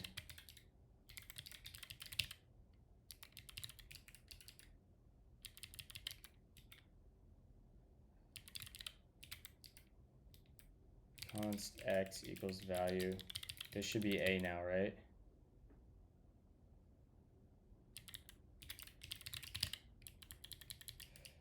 Why can I not assign that? String is assignable to the constraint of type A. Oh, this is contravariance.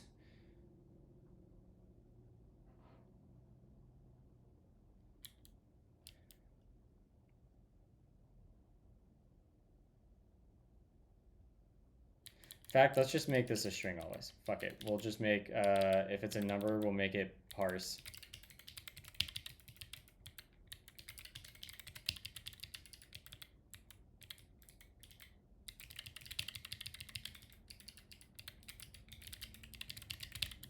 All right, we'll use that. And then back over here, we'll say, we can do get mvar, and this will be yankin word. That, delete that, and then we can basically do the same thing here. Get mvar, and this will be app URL. You can get rid of these.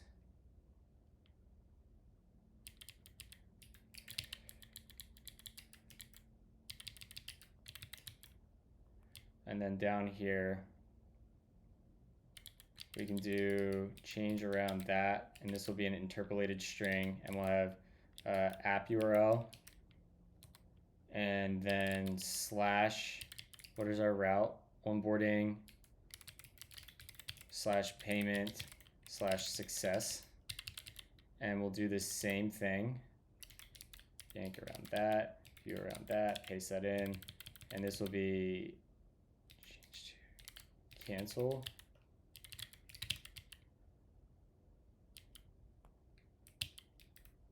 Diremv allow. echo app URL. Yeah, that seems fine. Run dev.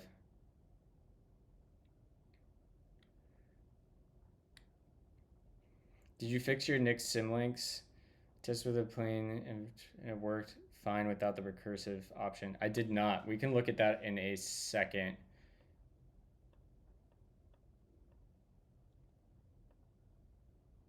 Damn it. All right, what is our issue here? Resource missing. No such price to do. Where are we getting a to do from yet? Oh, ha. LOL. This will be form.data.price ID.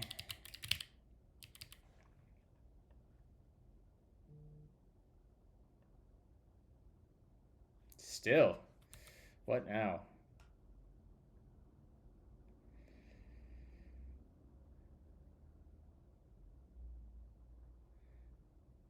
You pass an empty string for line items 0 price.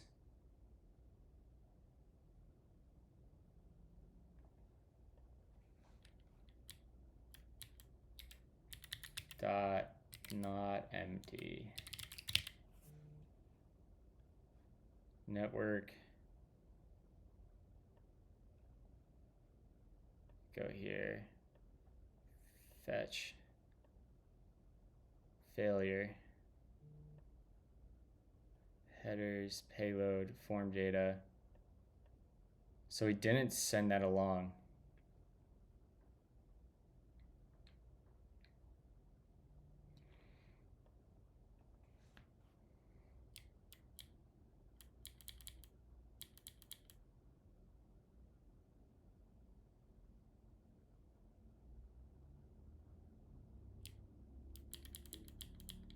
Why?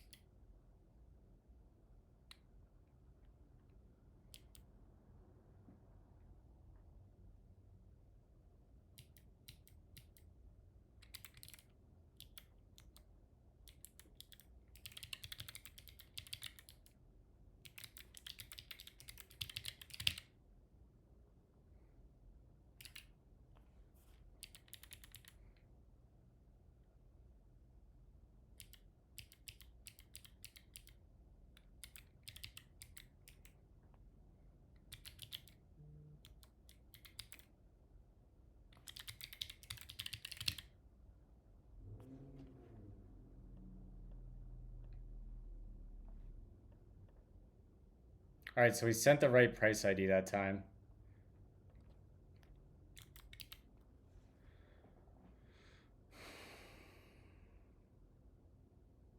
Invalid timestamp can be no more than 5 years in the future.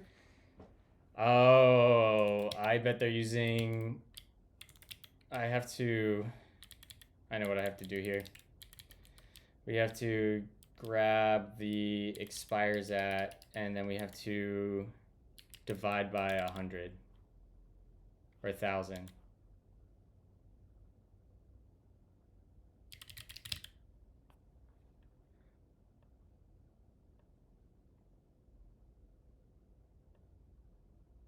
Still?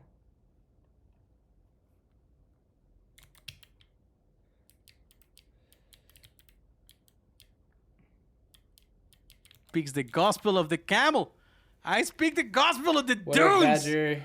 The sand I've is been in down my the mines of veins. C# and OOP. Come ride a going into camel the with me cleansing light today. of functional programming. I feel your pain. Invalid integer. For Christ's sake. Okay, so I guess we just take this and we say math dot round.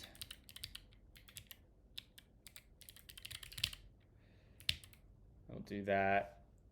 Check out. Still wrong. You specified payment mode but passed a recurring price. Either switch to subscription mode or use only one-time prices. Aha! Okay, that's good to know. So we can change this to... That was a good error. Very impressed. Check out. Hey!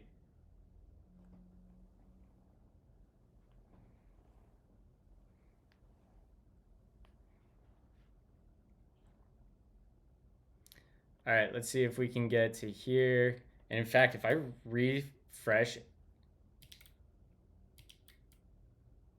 I would have Speaks the suspected... gospel of the camel. Yo, what I up, speak Nate? the gospel of the dunes. Thanks, The sand buddy. is in my Appreciate ya. veins. Come Shout ride a out, camel Nate. with me today.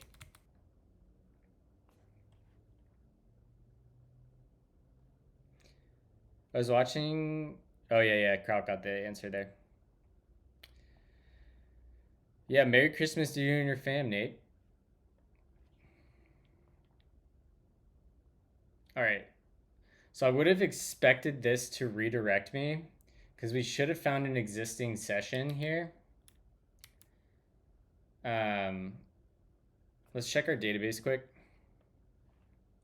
If we look at, we want to refresh, we should have a checkout session table. Yep, right there. So we do have that.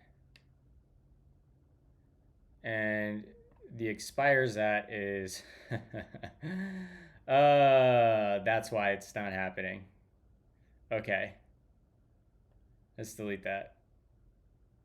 And we'll come over here. They're using a Unix timestamp in seconds where JavaScript defaults to milliseconds.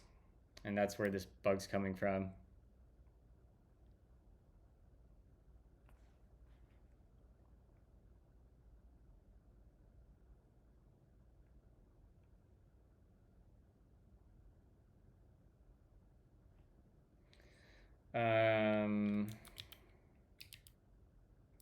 It's going to be in the load action.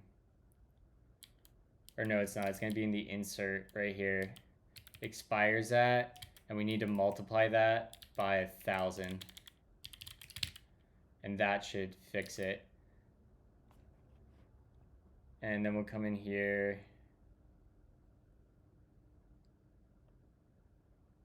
And we'll go here and we'll say we want flexible payments, checkout, boom. If we go back, now this should redirect us. Yep, check that out. Functions describe Nice, the chat. world. If we go to localhost, it should redirect us to Stripe.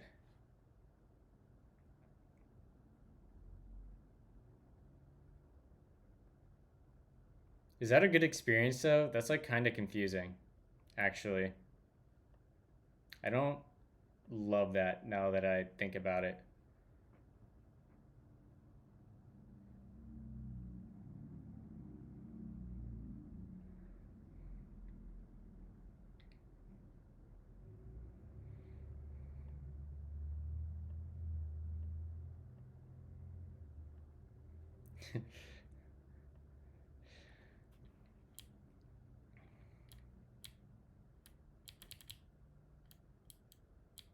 Yeah, I don't think I like the redirect.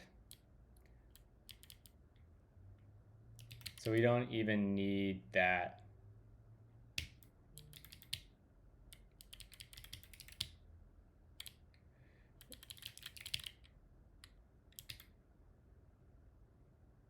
Non-empty is... Okay, it'd be great if it told me what to replace it with. Dot.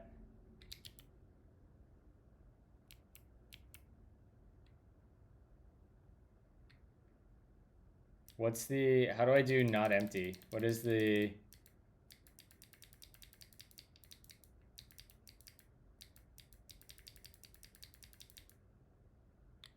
min 1?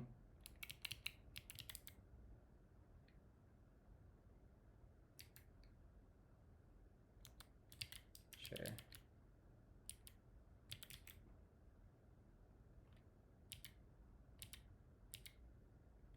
whatever. We'll just do this.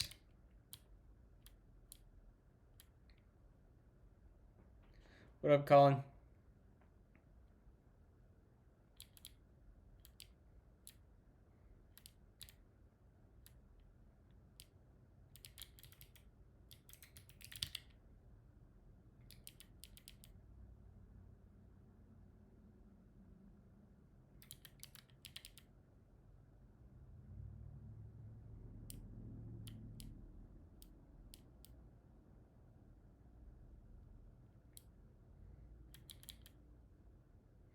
We really don't even need...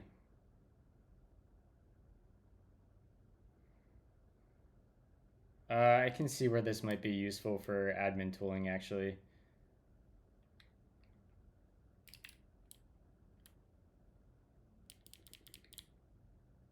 Yeah, I can actually see.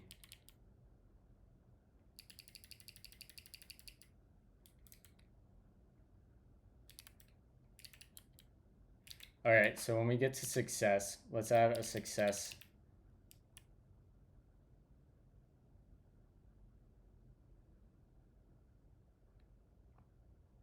In fact, I don't even know if we need a success, because we should be able to...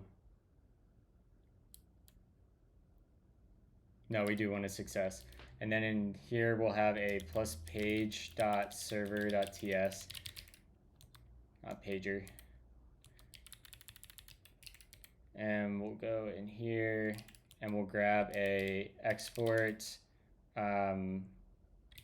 const load, and this will be load, and that's going to equal event. Just be async.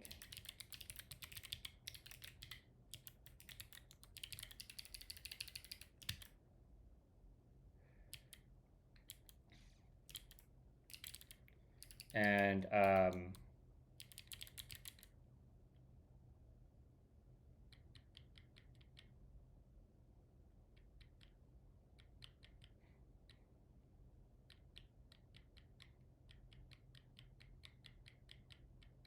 do we want to do this? So I'm thinking about, we have a webhook right now that when we submit, we pick this up, session.completed, session dot, I don't even know.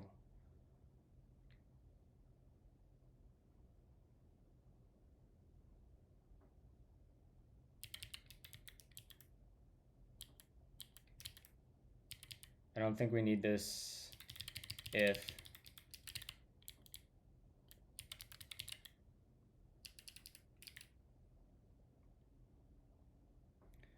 Okay, so what we'll do, we need to make a new onboarding status. We'll have this onboarding status as session dot, what does this have on it? Status. Yeah. Okay. Yeah. Actually, we'll go back to that if statement. And this will be if status is complete.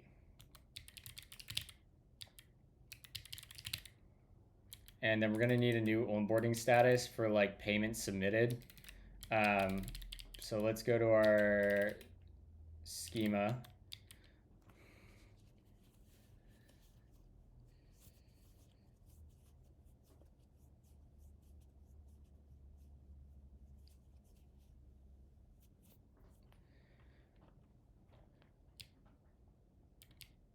Come down here and no, that's onboarding status. We'll have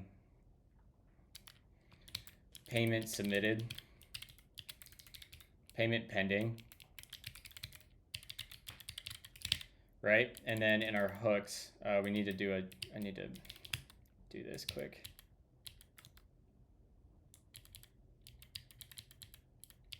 Migrate.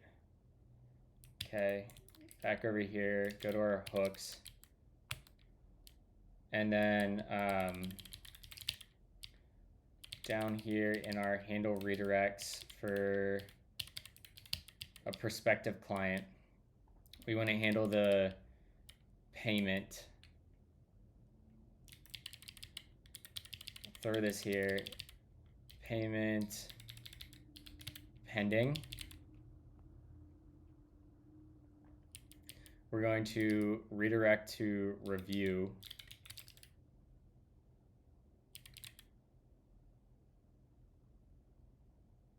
Whoops, payment.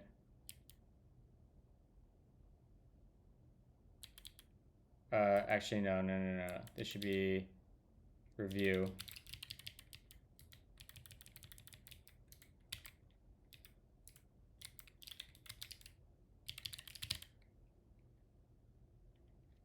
And then in our review component, I think we built this the other day that it can handle any states now. So if we look at routes, authenticated, onboarding, review,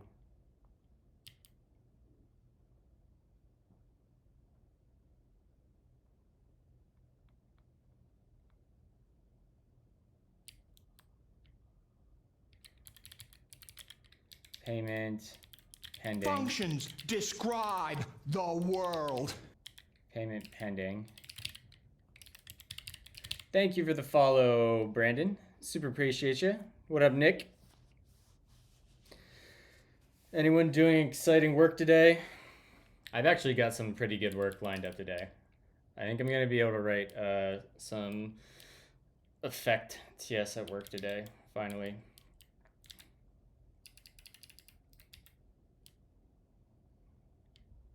So we grab this.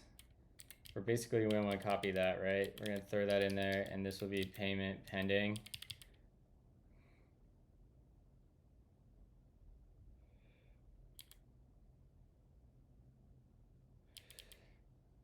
Pending payment is ready.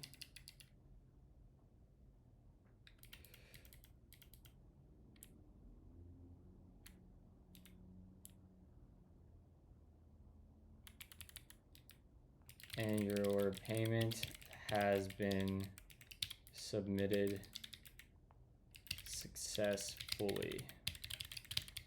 Once your payment is processed, okay. I think we need one more down here. Actually, for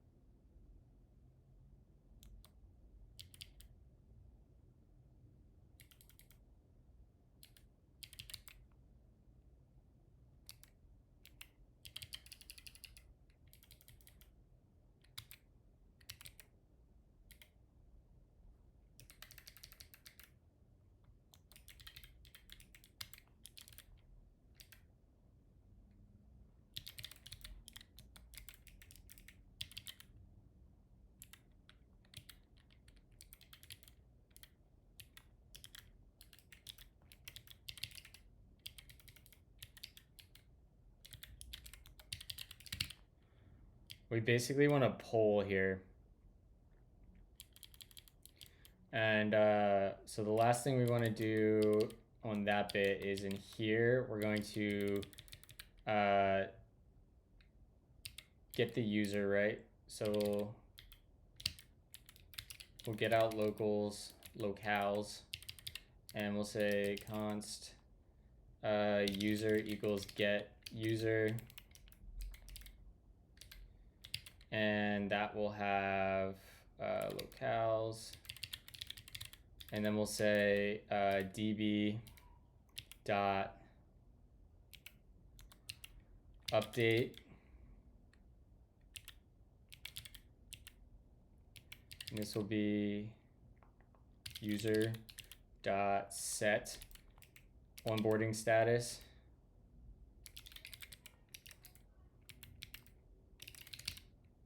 to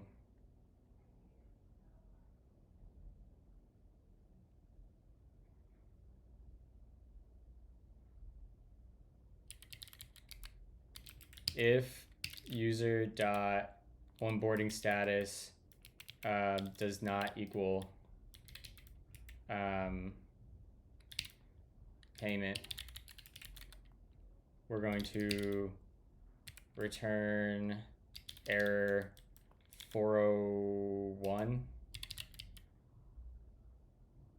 401's unauthorized, or is 403 unauthorized?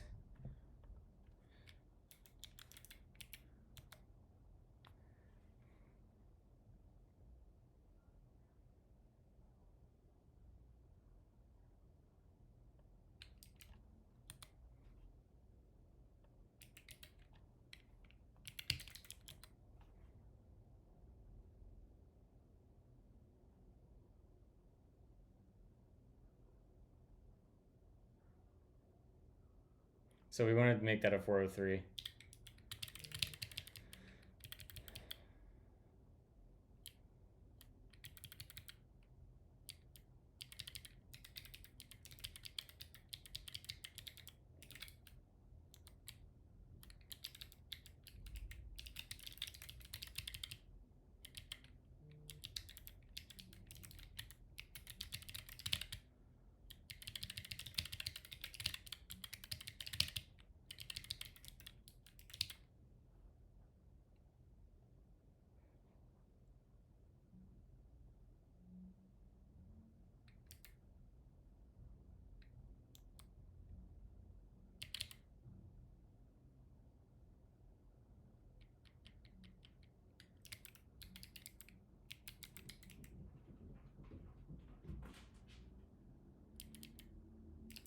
Is there a way to lock a database? What up, Pedro?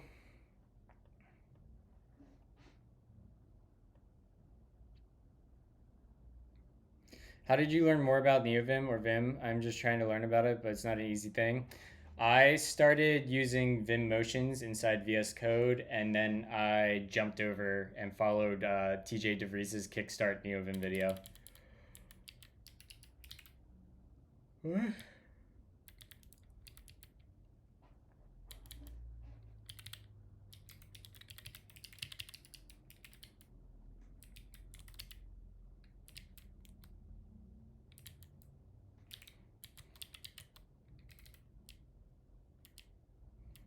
Page server load.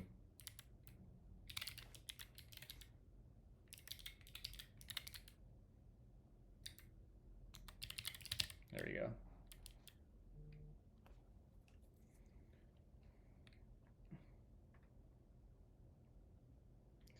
Await. And then I guess return redirect to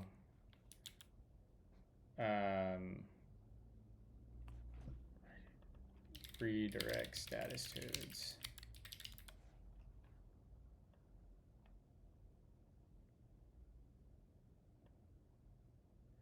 Moved permanently, found, see other.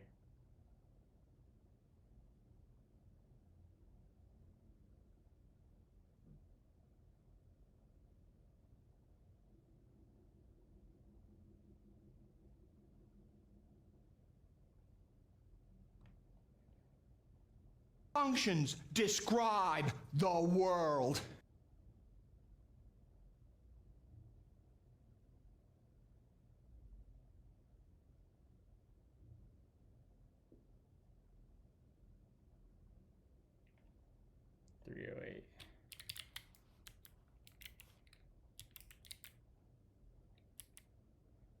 Onboarding.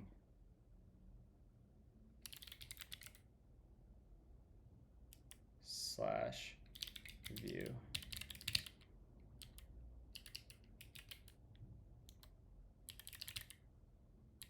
And then in the review page, we need to pull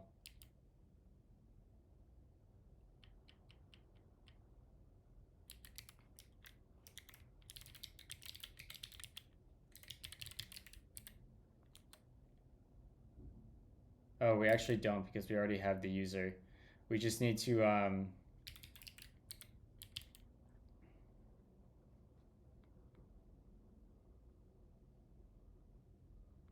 we need to revalidate the user. Yeah, because the user is on there. We can set an interval. I forget how to do this in Svelte.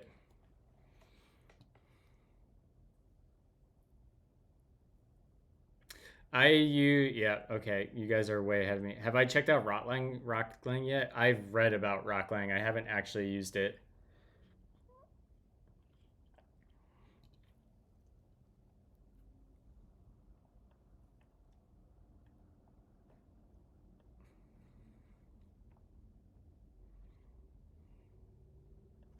All right, so Svelte.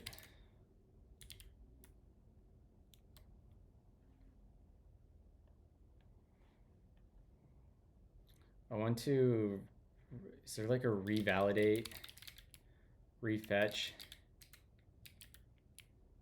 rerunning load functions? Yeah.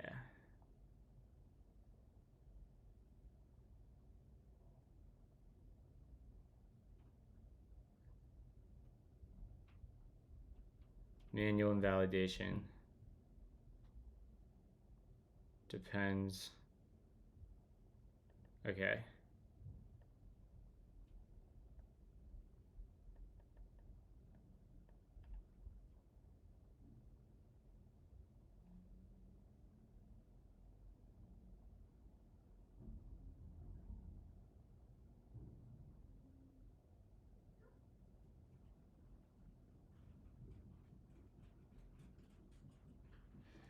So I should be able to go up to like my layout.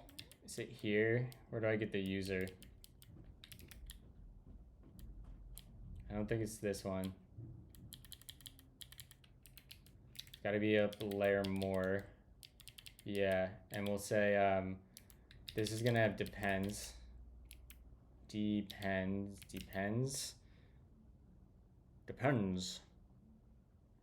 Fetch depends. Depends, and this will be app user.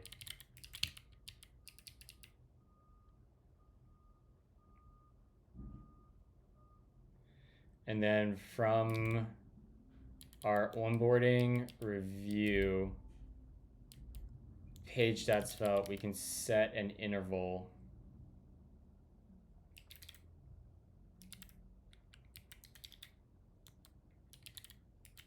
Which just should probably be in an effect, right? So let's say effect, and we'll come in here and we'll say const interval is equal to set interval, and we will say invalidate. What's up? Does this look okay? Yeah. I'm already pissed off today. What? I'm already pissed off today. At what? Me? No. The panic in your voice just there. I was like, what the fuck did I do? I was like, are you mad that I woke you up? I was a little bit, yeah. I was like, that's really cute. Do you want to see it again? Yeah, I do want to see it again. Okay, hold on. It's so cute. Hold on, I gotta get your son. He's gonna come in hot. That's okay.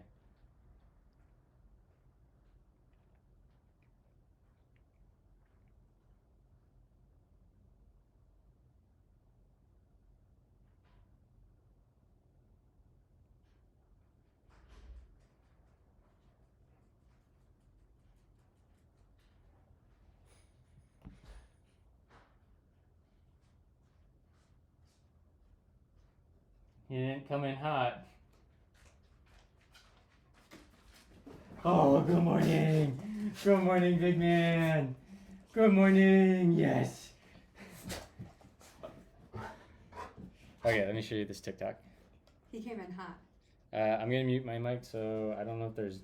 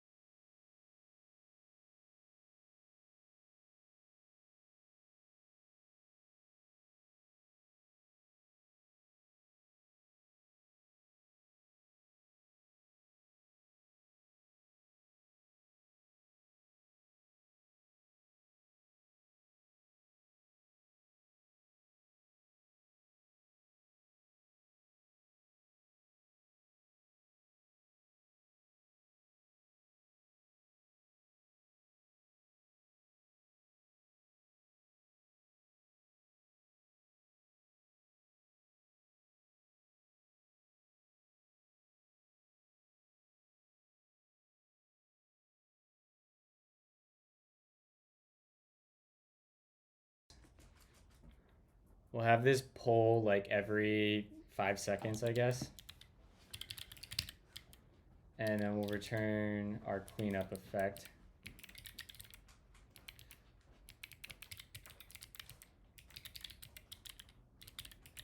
And then we'll say clear interval.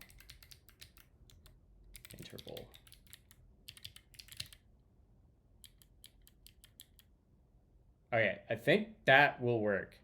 We should see, we can force this, right? We can go to the database and we can go to my user. Oh, I don't know what user I am.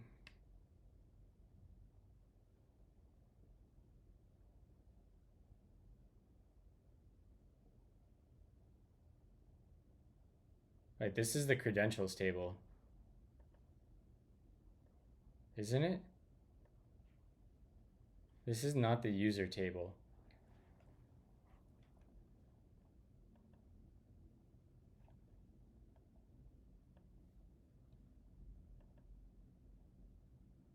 There we go. I think I'm... Dude, someone's last name got generated as Beer. That's awesome. I think I'm Desmond Lynch is the one I think I did. Let me catch up on chat quick.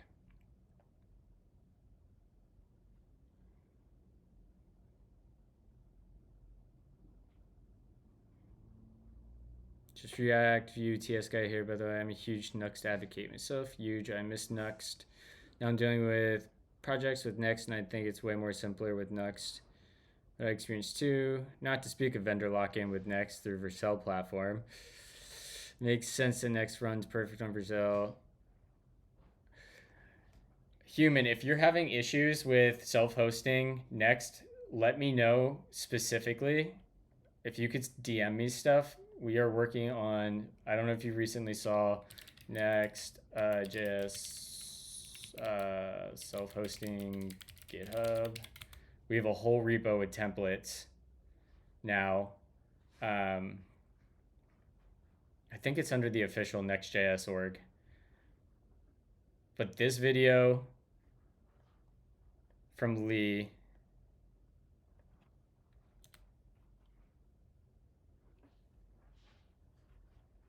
and it's got to be under just the Next.js org, right? Next.js. Can I search? I know we just made a Next.js org. Hold on. Best match. I want to. Yeah, Next.js. Deploy render. Yeah, so we have all these different repos here for deploying to different platforms. You want to deploy a Next.js app to Fly. You want to deploy to Railway, to render. You want to deploy with SST, deploy to Google Cloud. We have all of these templates here now to make.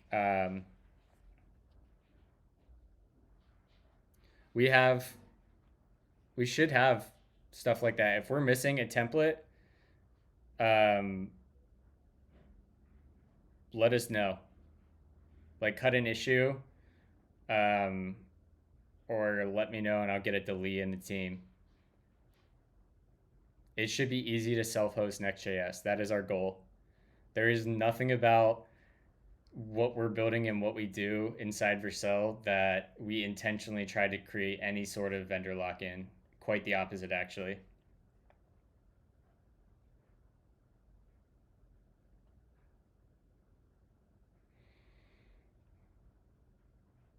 Cigarette.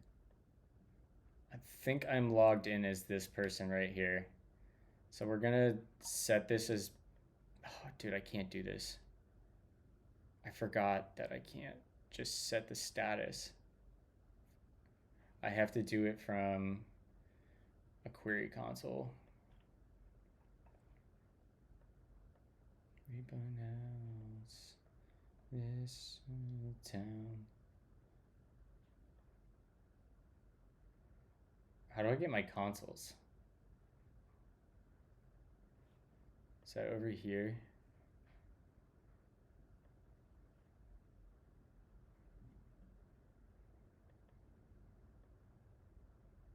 That's not it. There should be consoles somewhere.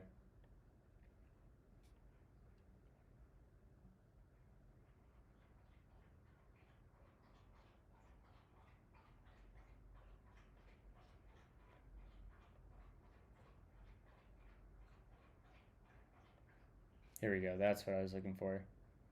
One of these consoles is going to have what I'm looking for. Why can't I?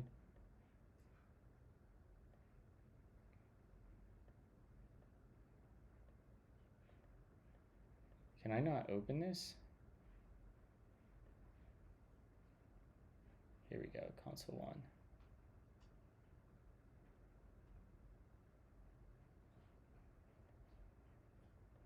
Console 2.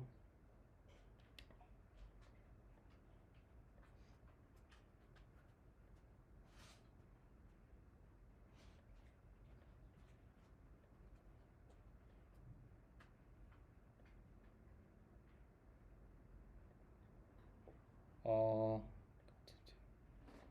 Here we go. That's what we wanted. Payment pending. And then we would do command enter. We set that. Great. So now this should redirect us. When we come to the app, it should redirect us to the review page.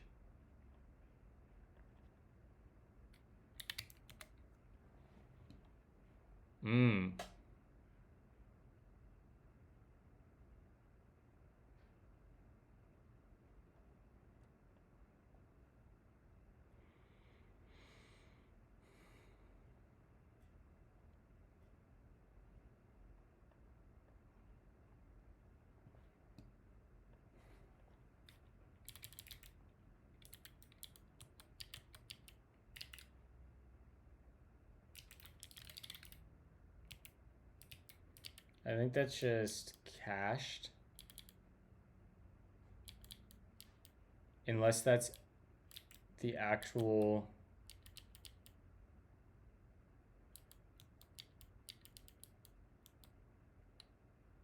No. Devil Town.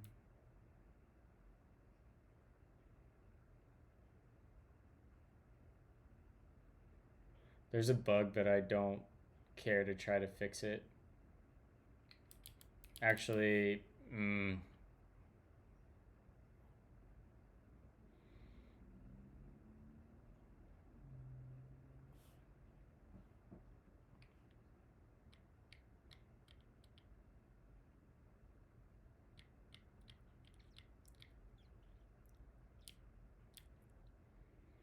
yeah, we'll worry about, there's a bug here.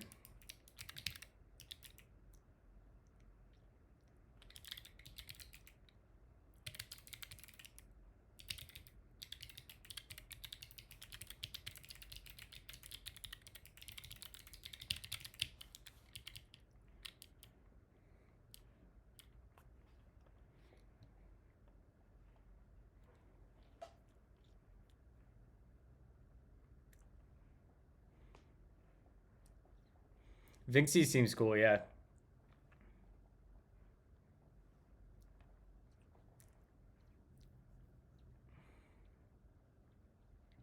All right, so the state needs to be a little bit different there. What we want is actually going to be closer to in review here.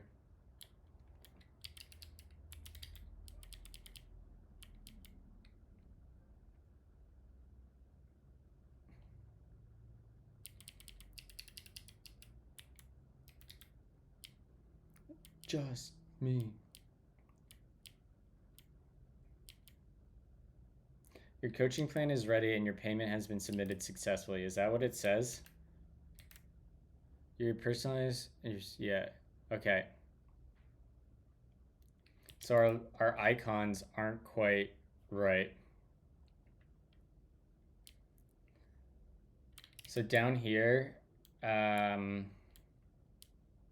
coach review, text orange, right. This needs to be dynamic. change around that to this, and we'll say onboarding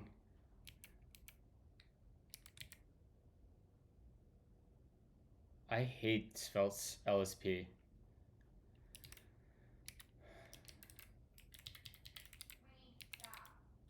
Review. What's it? Text. What was this? Was it text orange 500? 300. All right. Text orange. Is it just me? Or text brand green.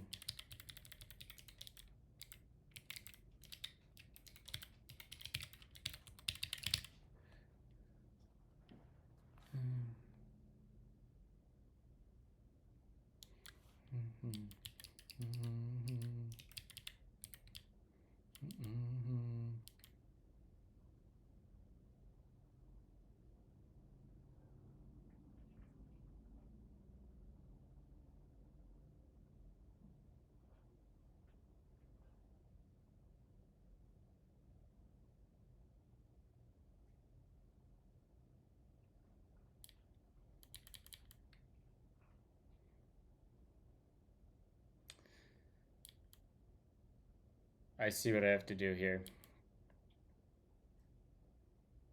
Okay, we need another function up here.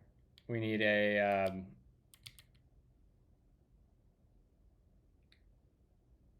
description body. We want to do a function. It's going to be get step icon. And it's going to, we're going to have this function which takes a step, actually this exact function right here.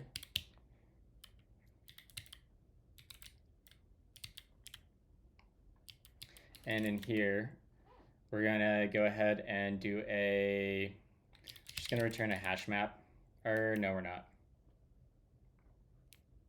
We'll say if step is equal to current, we're going to return the clock.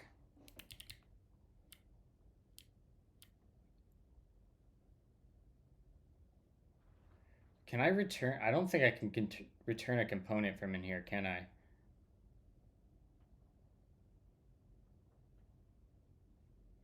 I'm gonna have to make that a snippet.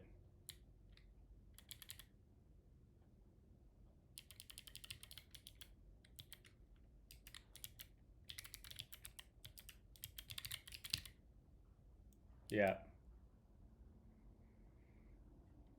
Okay. So we need a snippet, and we'll call this status icon, and we'll take this will have the step. In fact, we can just go copy what we were doing up above. Where was that? Want this.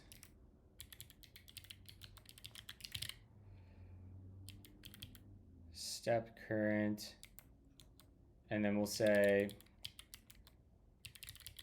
we need an if step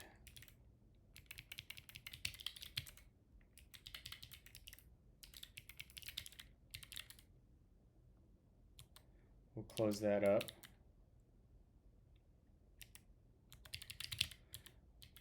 In here, we're going to return the clock.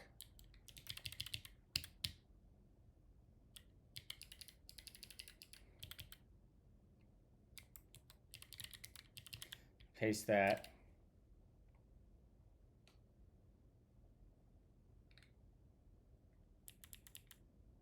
And this will always be text orange 300. And then the next one, we're going to need an else. Else if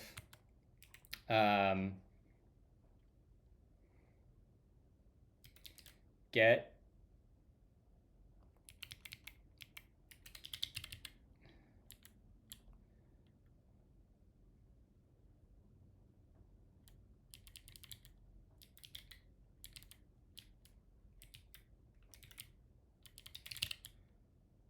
get step status. We kind of want to do this.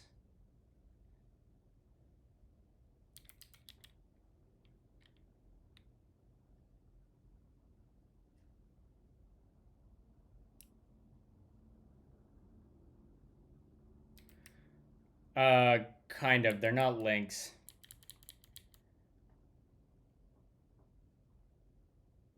Oh, you guys are talking about something else. Sorry.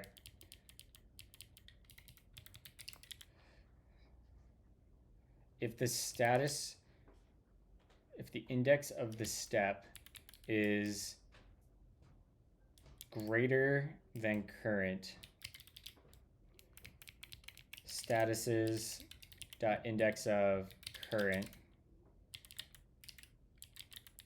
we come in here and it's going to be,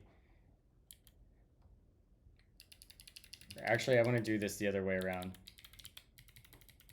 It's easier for me to think about.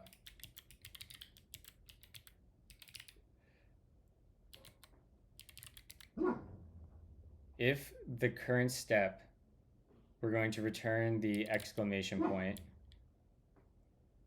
right? That's going to be check circle text brand green. And then we'll do else. And the last condition would be it is that gray one, meaning we haven't started it yet.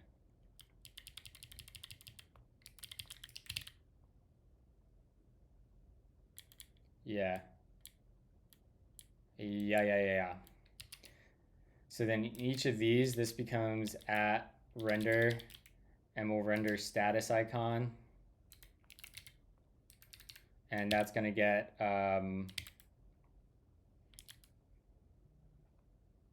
ooh.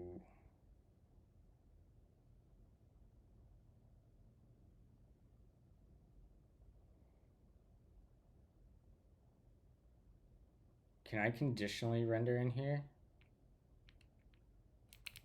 I guess I can, right? It's just a function call.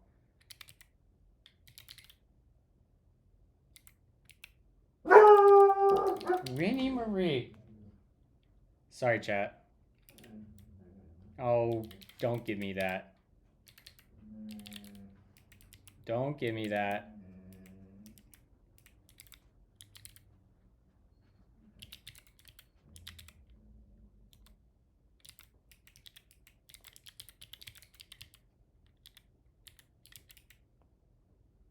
Onboarding status.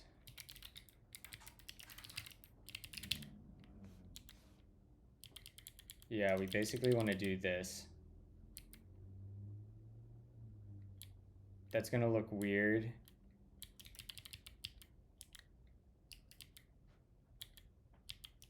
This will change. This will be review. Watson Rise. And this is metrics. And this becomes assessment. And this becomes verify email.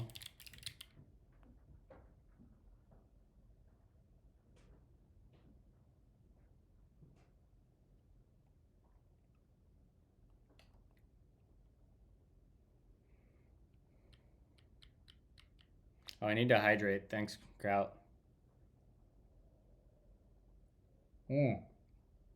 Last cup of coffee. Gotta go get a water in a minute. Let's see here.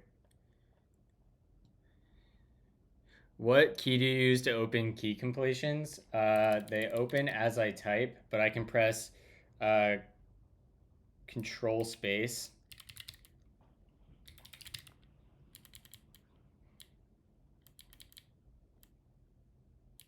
All right, so we should see in here every 5 seconds a network request happen. Yep. So let's go ahead and change. Let's change this to review.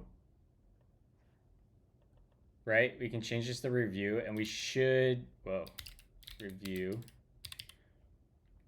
Run that, and if we come back over here, we should see this screen change. Yeah, look at that. Look at that.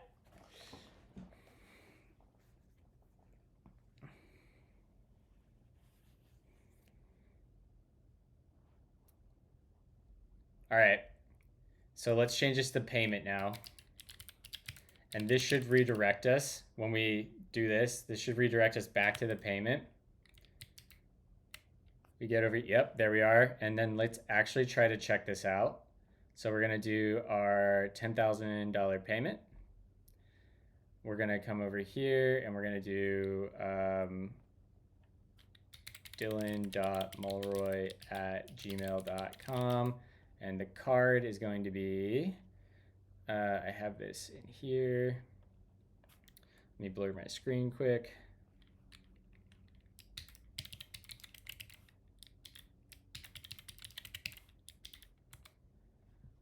Stripe test card.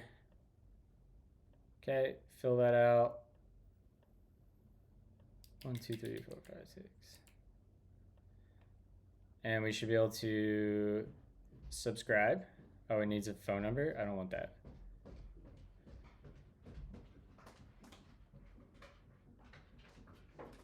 We redirect. It should process.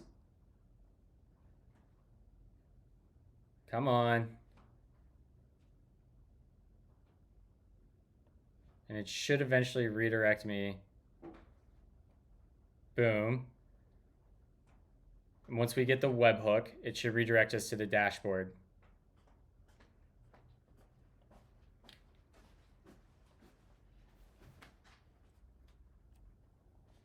Off to meet my CEO. What? Said off to meet my CEO. CEO? You're meeting your CEO? Probably. Of Cisco? Yeah. That's wild. Yeah, he's in Raleigh. Nice. That's why I'm going in today. Her appointment got moved to Friday, right? Yeah, I just updated your calendar. Okay, thanks. Yeah. No, you're good. I know, I put this outfit on and then I went, huh. Maybe not the best impression, but it's fine.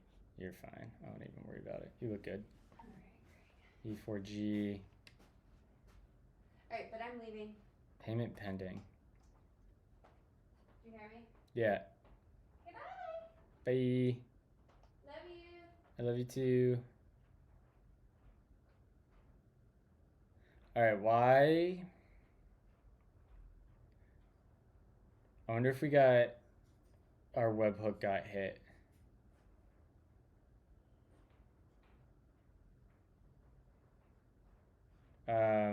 I need to check Stripe. 1 second, chat. I gotta blur my screen.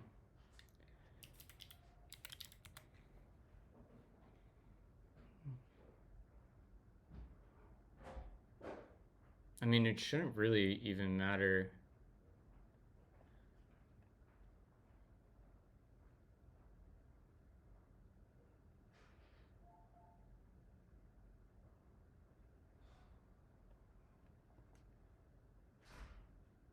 Test mode.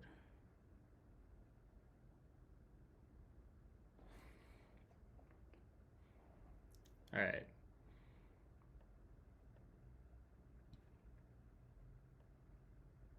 Event delivery, yeah. Because I need, I want this to go to, I want to add a destination. Can I pause this? Disable. And I want to go to add destination.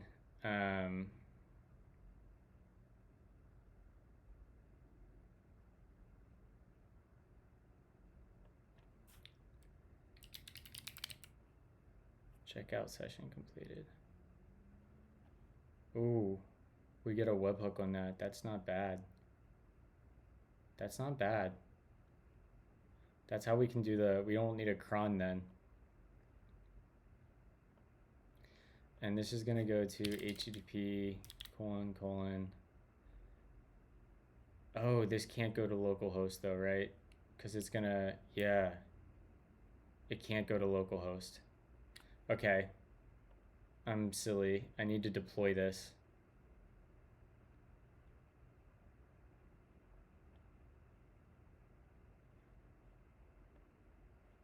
This needs to be enabled.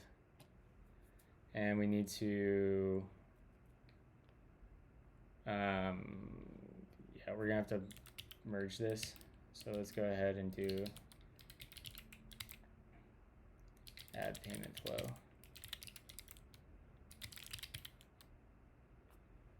And let's jump over to Vercel. You should have some deployments going.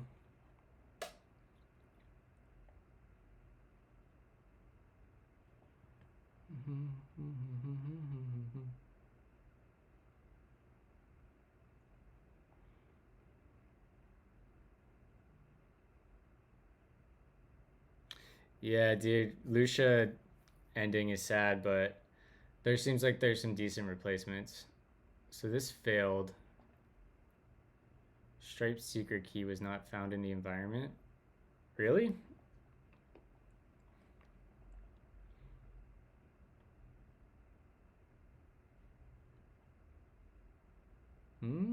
Should be.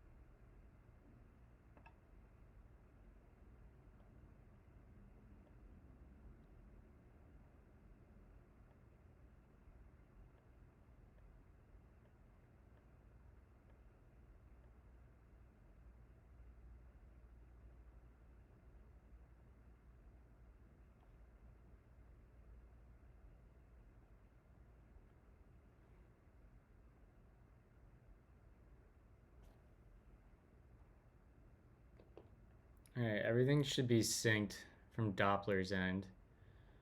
Then if we go to here and I look at my environment variables, Stripe secret key, I should have a Stripe secret key in development too. Preview, we have it in previews. Oh, we're gonna need Stripe secret key. Can I select the invite? Can I filter this list? Yeah, I can. Development. Yeah, so we have that. That was updated. So deployments. Redeploy.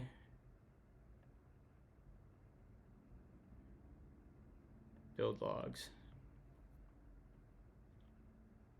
Oh, I have to add it to Turbo.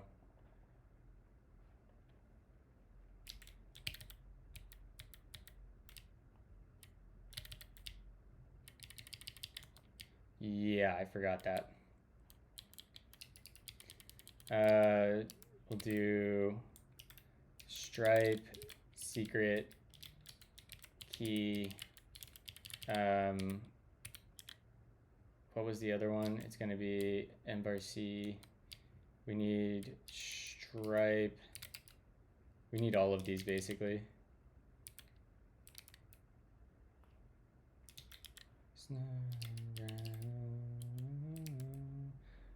Almost just leaked my entire key. LOL.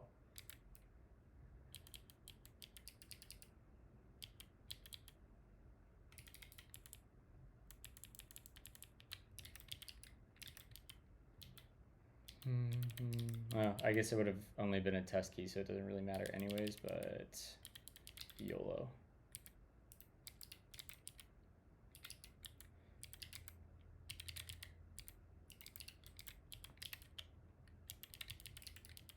And then we need app URL too.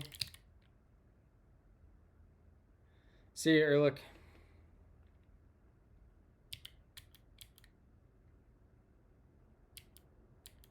We need app URL.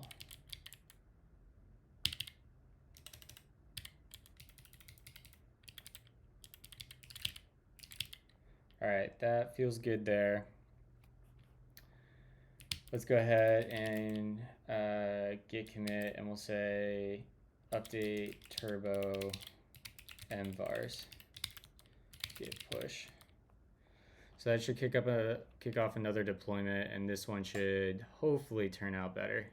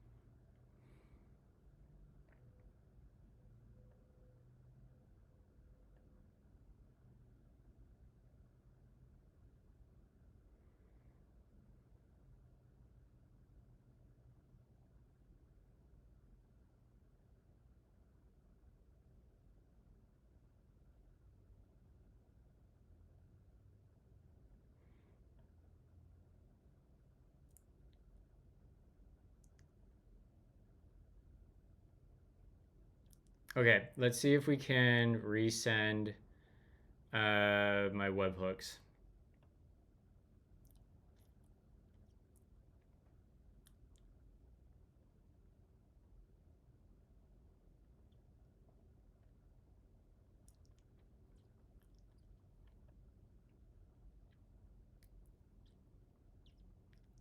Can I resend?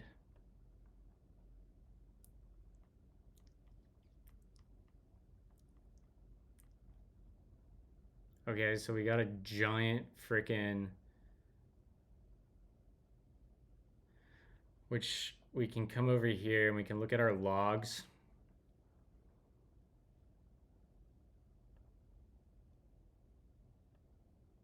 I would have expected to see a hit on our API endpoint, right?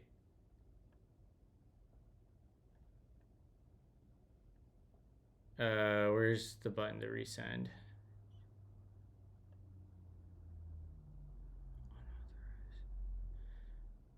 I bet our hooks.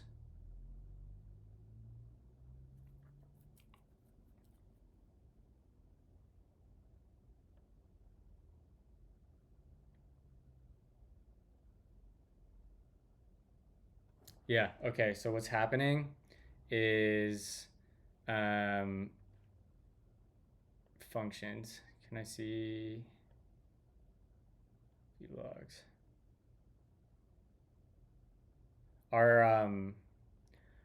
Our hooks are catching this, right? So what we need to do is in here, we want to say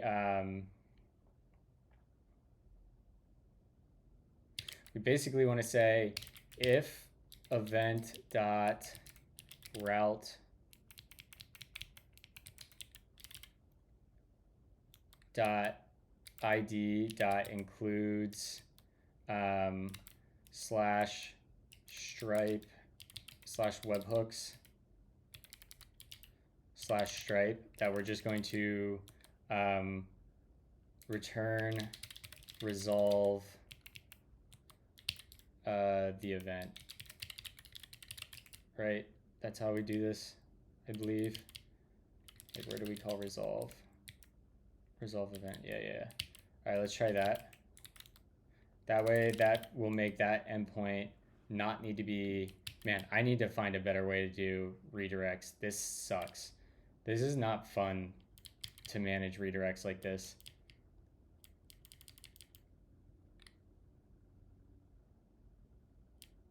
I mean, it's at least all in one place, but like it still does not feel great.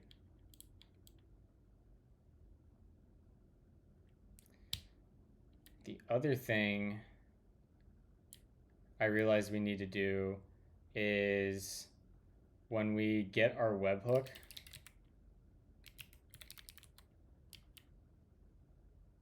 we need to change the user status or role to client.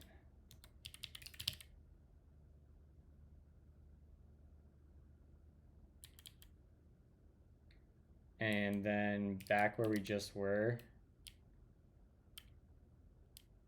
if user.role does not equal return not authorized. Yeah. So right now we're just gonna redirect always to the dashboard, I guess. Turn redirect slash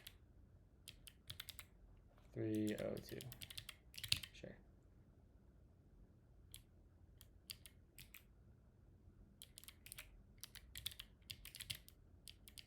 Or we can just resolve.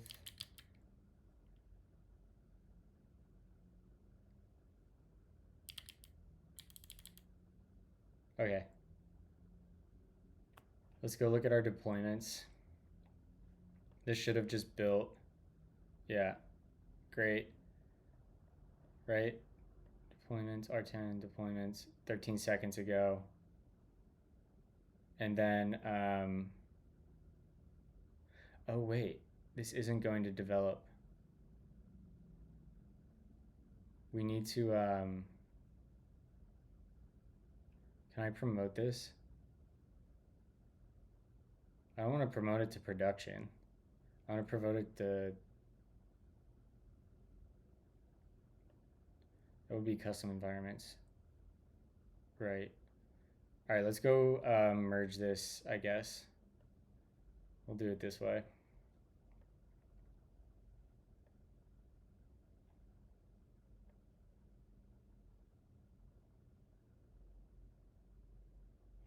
Plus 10,000? What did I commit?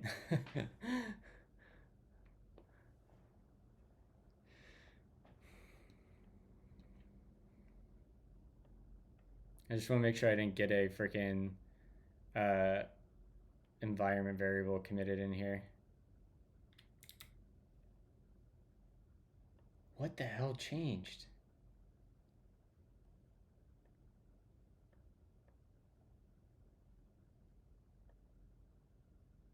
Oh, it's all my drizzle snapshots.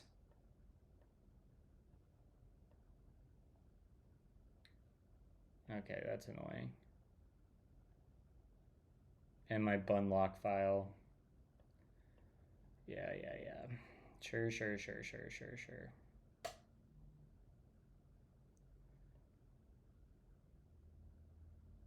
Yeah, we'll go ahead and just, I don't care. We have conflicts? We have freaking conflicts?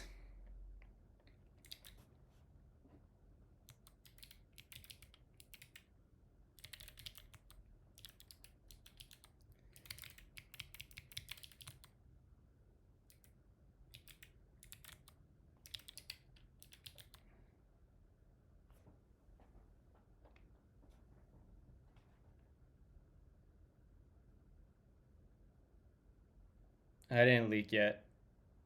We're doing all right still.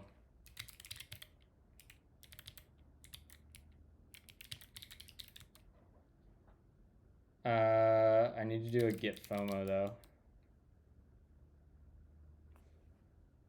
What did we check out? Did we check out development?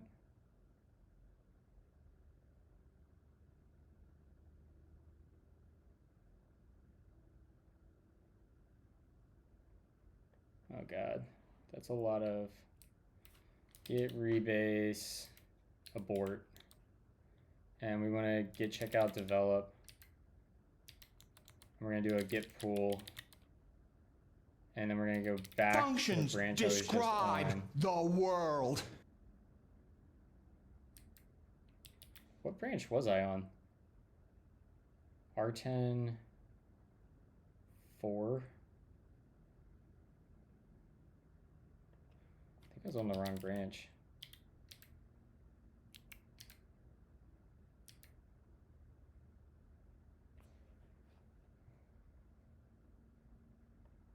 Why did the music stop?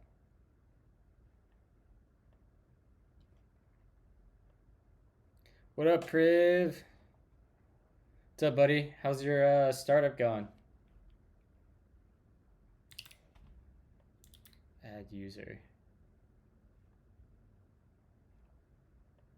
Do I have another branch pushed? No, I guess I did use the wrong branch. Whatever, that's fine.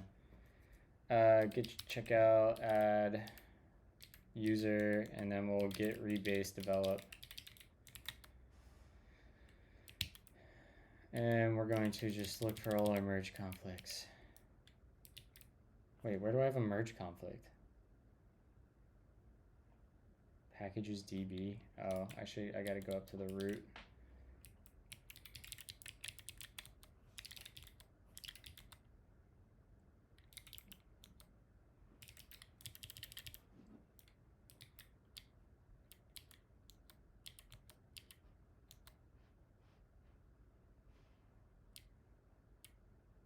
What did it say the merge conflict was in? Meta journal?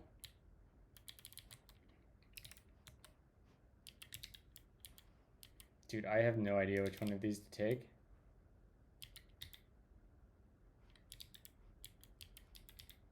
'16, 17, 18.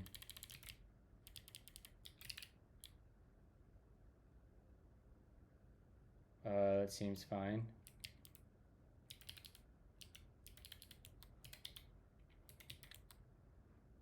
Alright, what now? Oh my god. I'm about to just nuke the journal.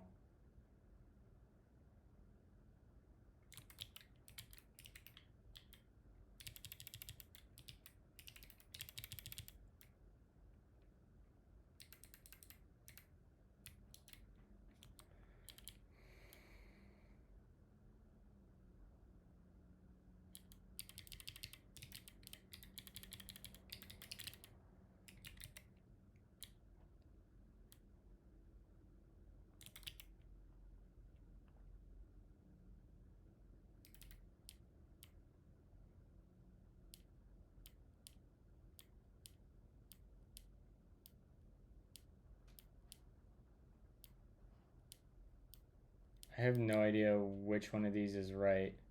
I'm inclined to take the head.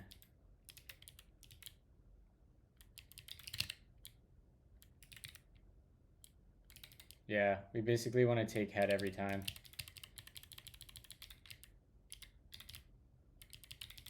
There's a command I can use to do that, but I can never remember what it is.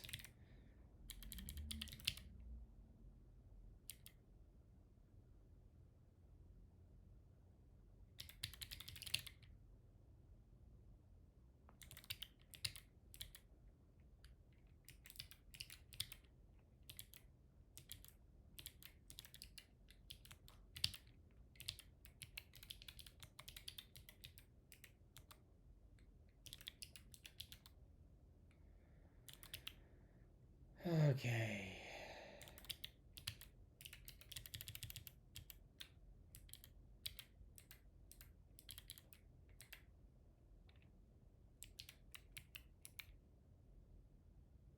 Tab, tab, tab, tab, tab, tab, tab. Sure.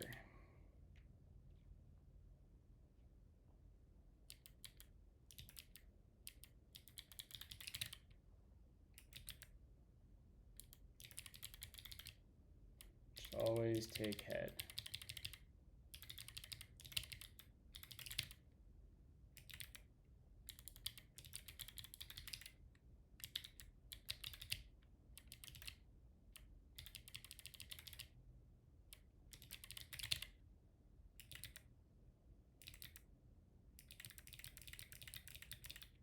All right.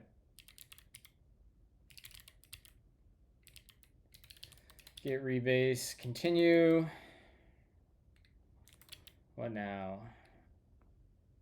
Snapshot. Functions Great. describe the world. It's gonna be in apps. No, it's gonna be packages, DB, drizzle. It's in 14. Is that what I saw? No, 14 snapshot. Here, just, oh my good God.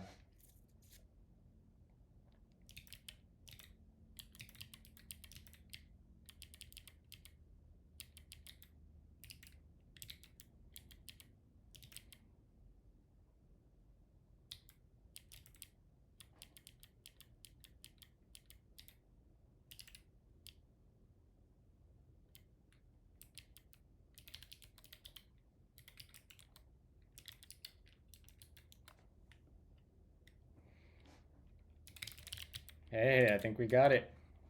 All right, let's go look at this pull request and make sure that, okay, we're good to go. Let's go ahead and squash and merge. That should merge into develop. That should kick off a deploy on Vercel to development. Yep.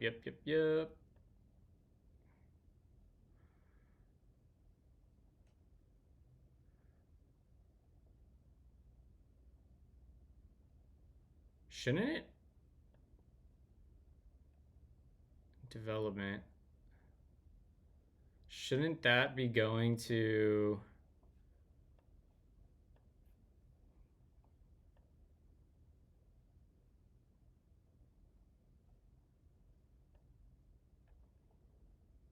R10. I've literally never seen this right here.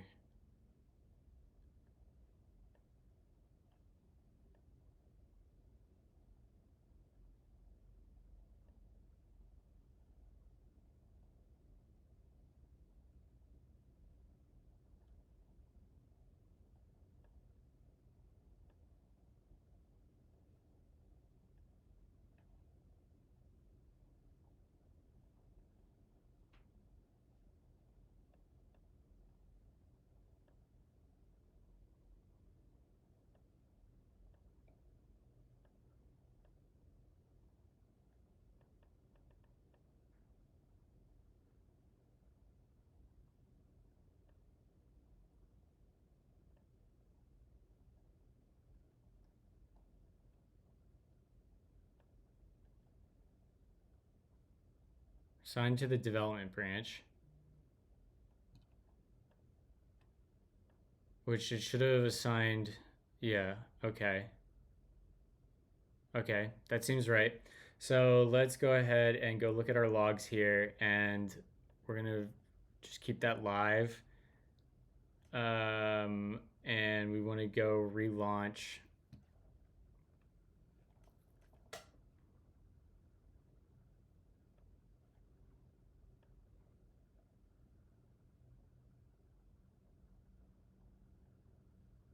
.401 unauthorized.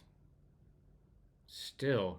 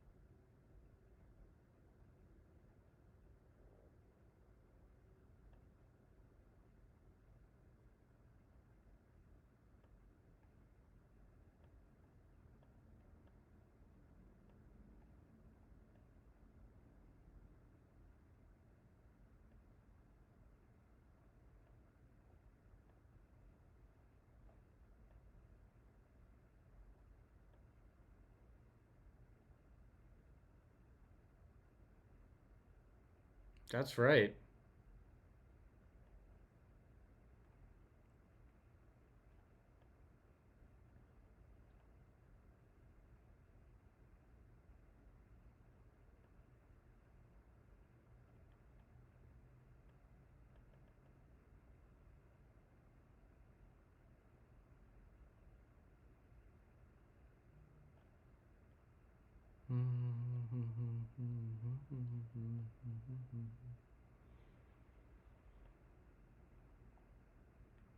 Why are we still getting unauthorized?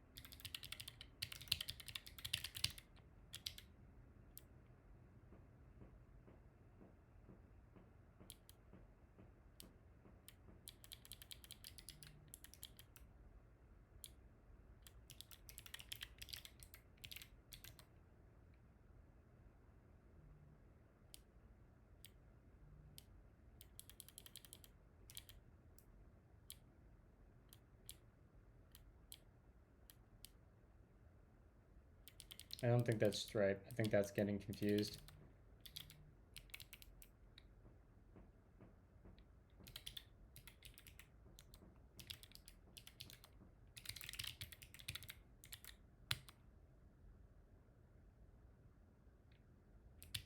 Did I get that to work correctly? If user role does not equal client.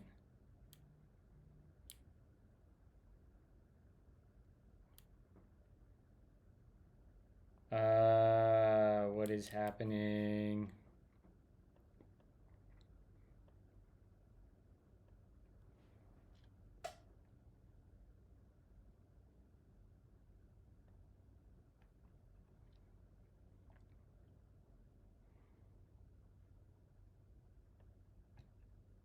That shouldn't have cached.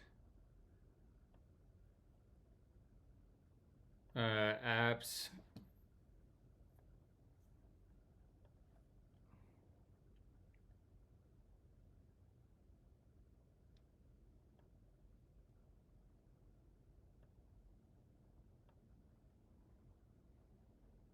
Okay, so that's there.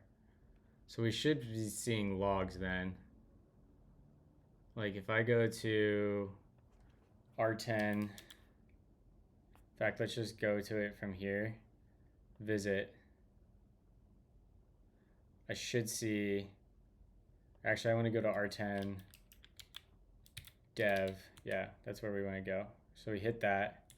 And if we look here, I want to see,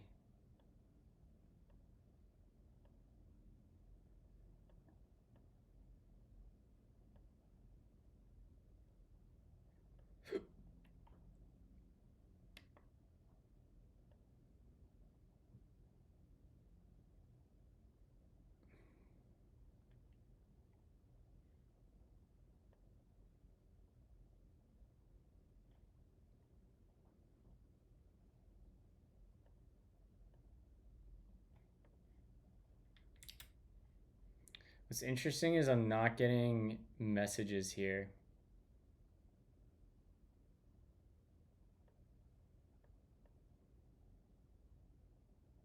I would have expected for every request to see this log, this right here.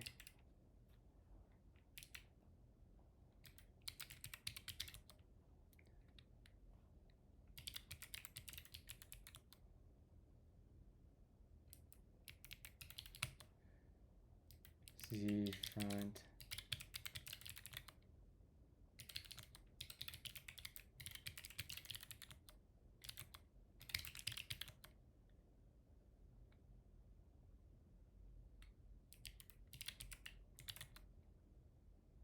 So if I hit localhost, do I see those logs?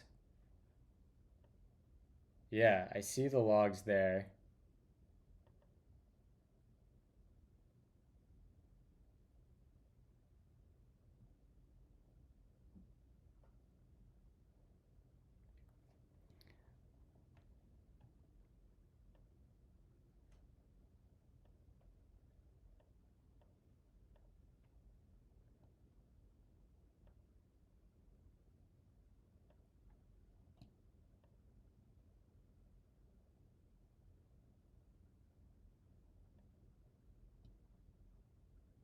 So visiting this, I would expect to see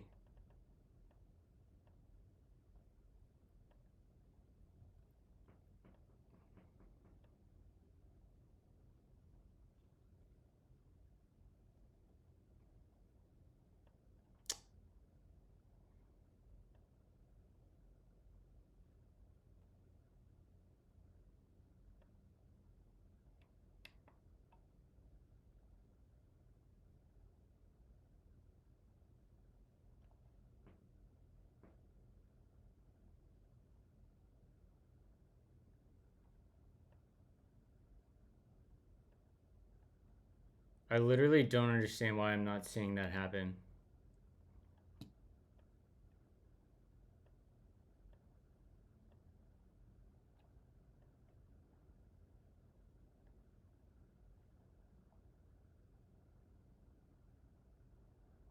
Yeah, I would Webhook/stripe.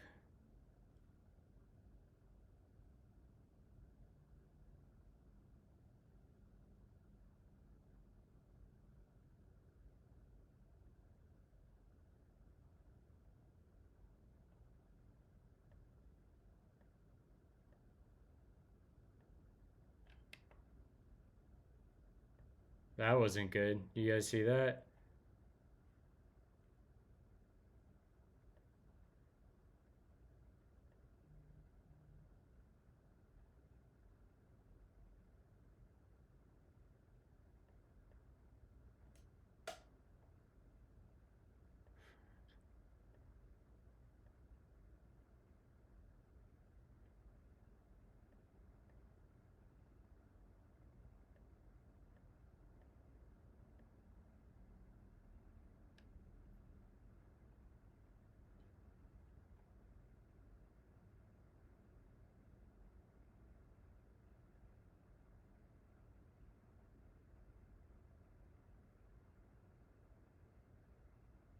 So it's never ever hitting this request handler.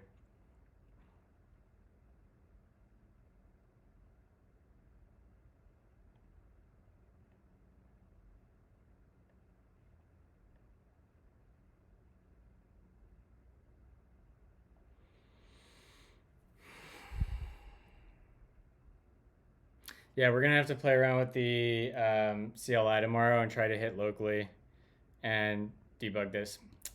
But in the meantime, I gotta get to work. So let's go raid somebody.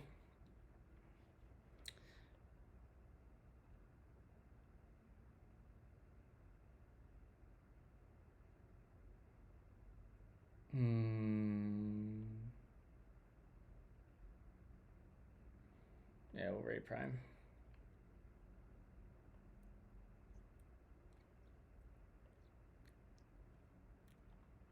All right, y'all. Have a lovely, what is it, Wednesday? Yeah, fucking happy hump day, y'all. All right, peace, everyone. Thank you for hanging out.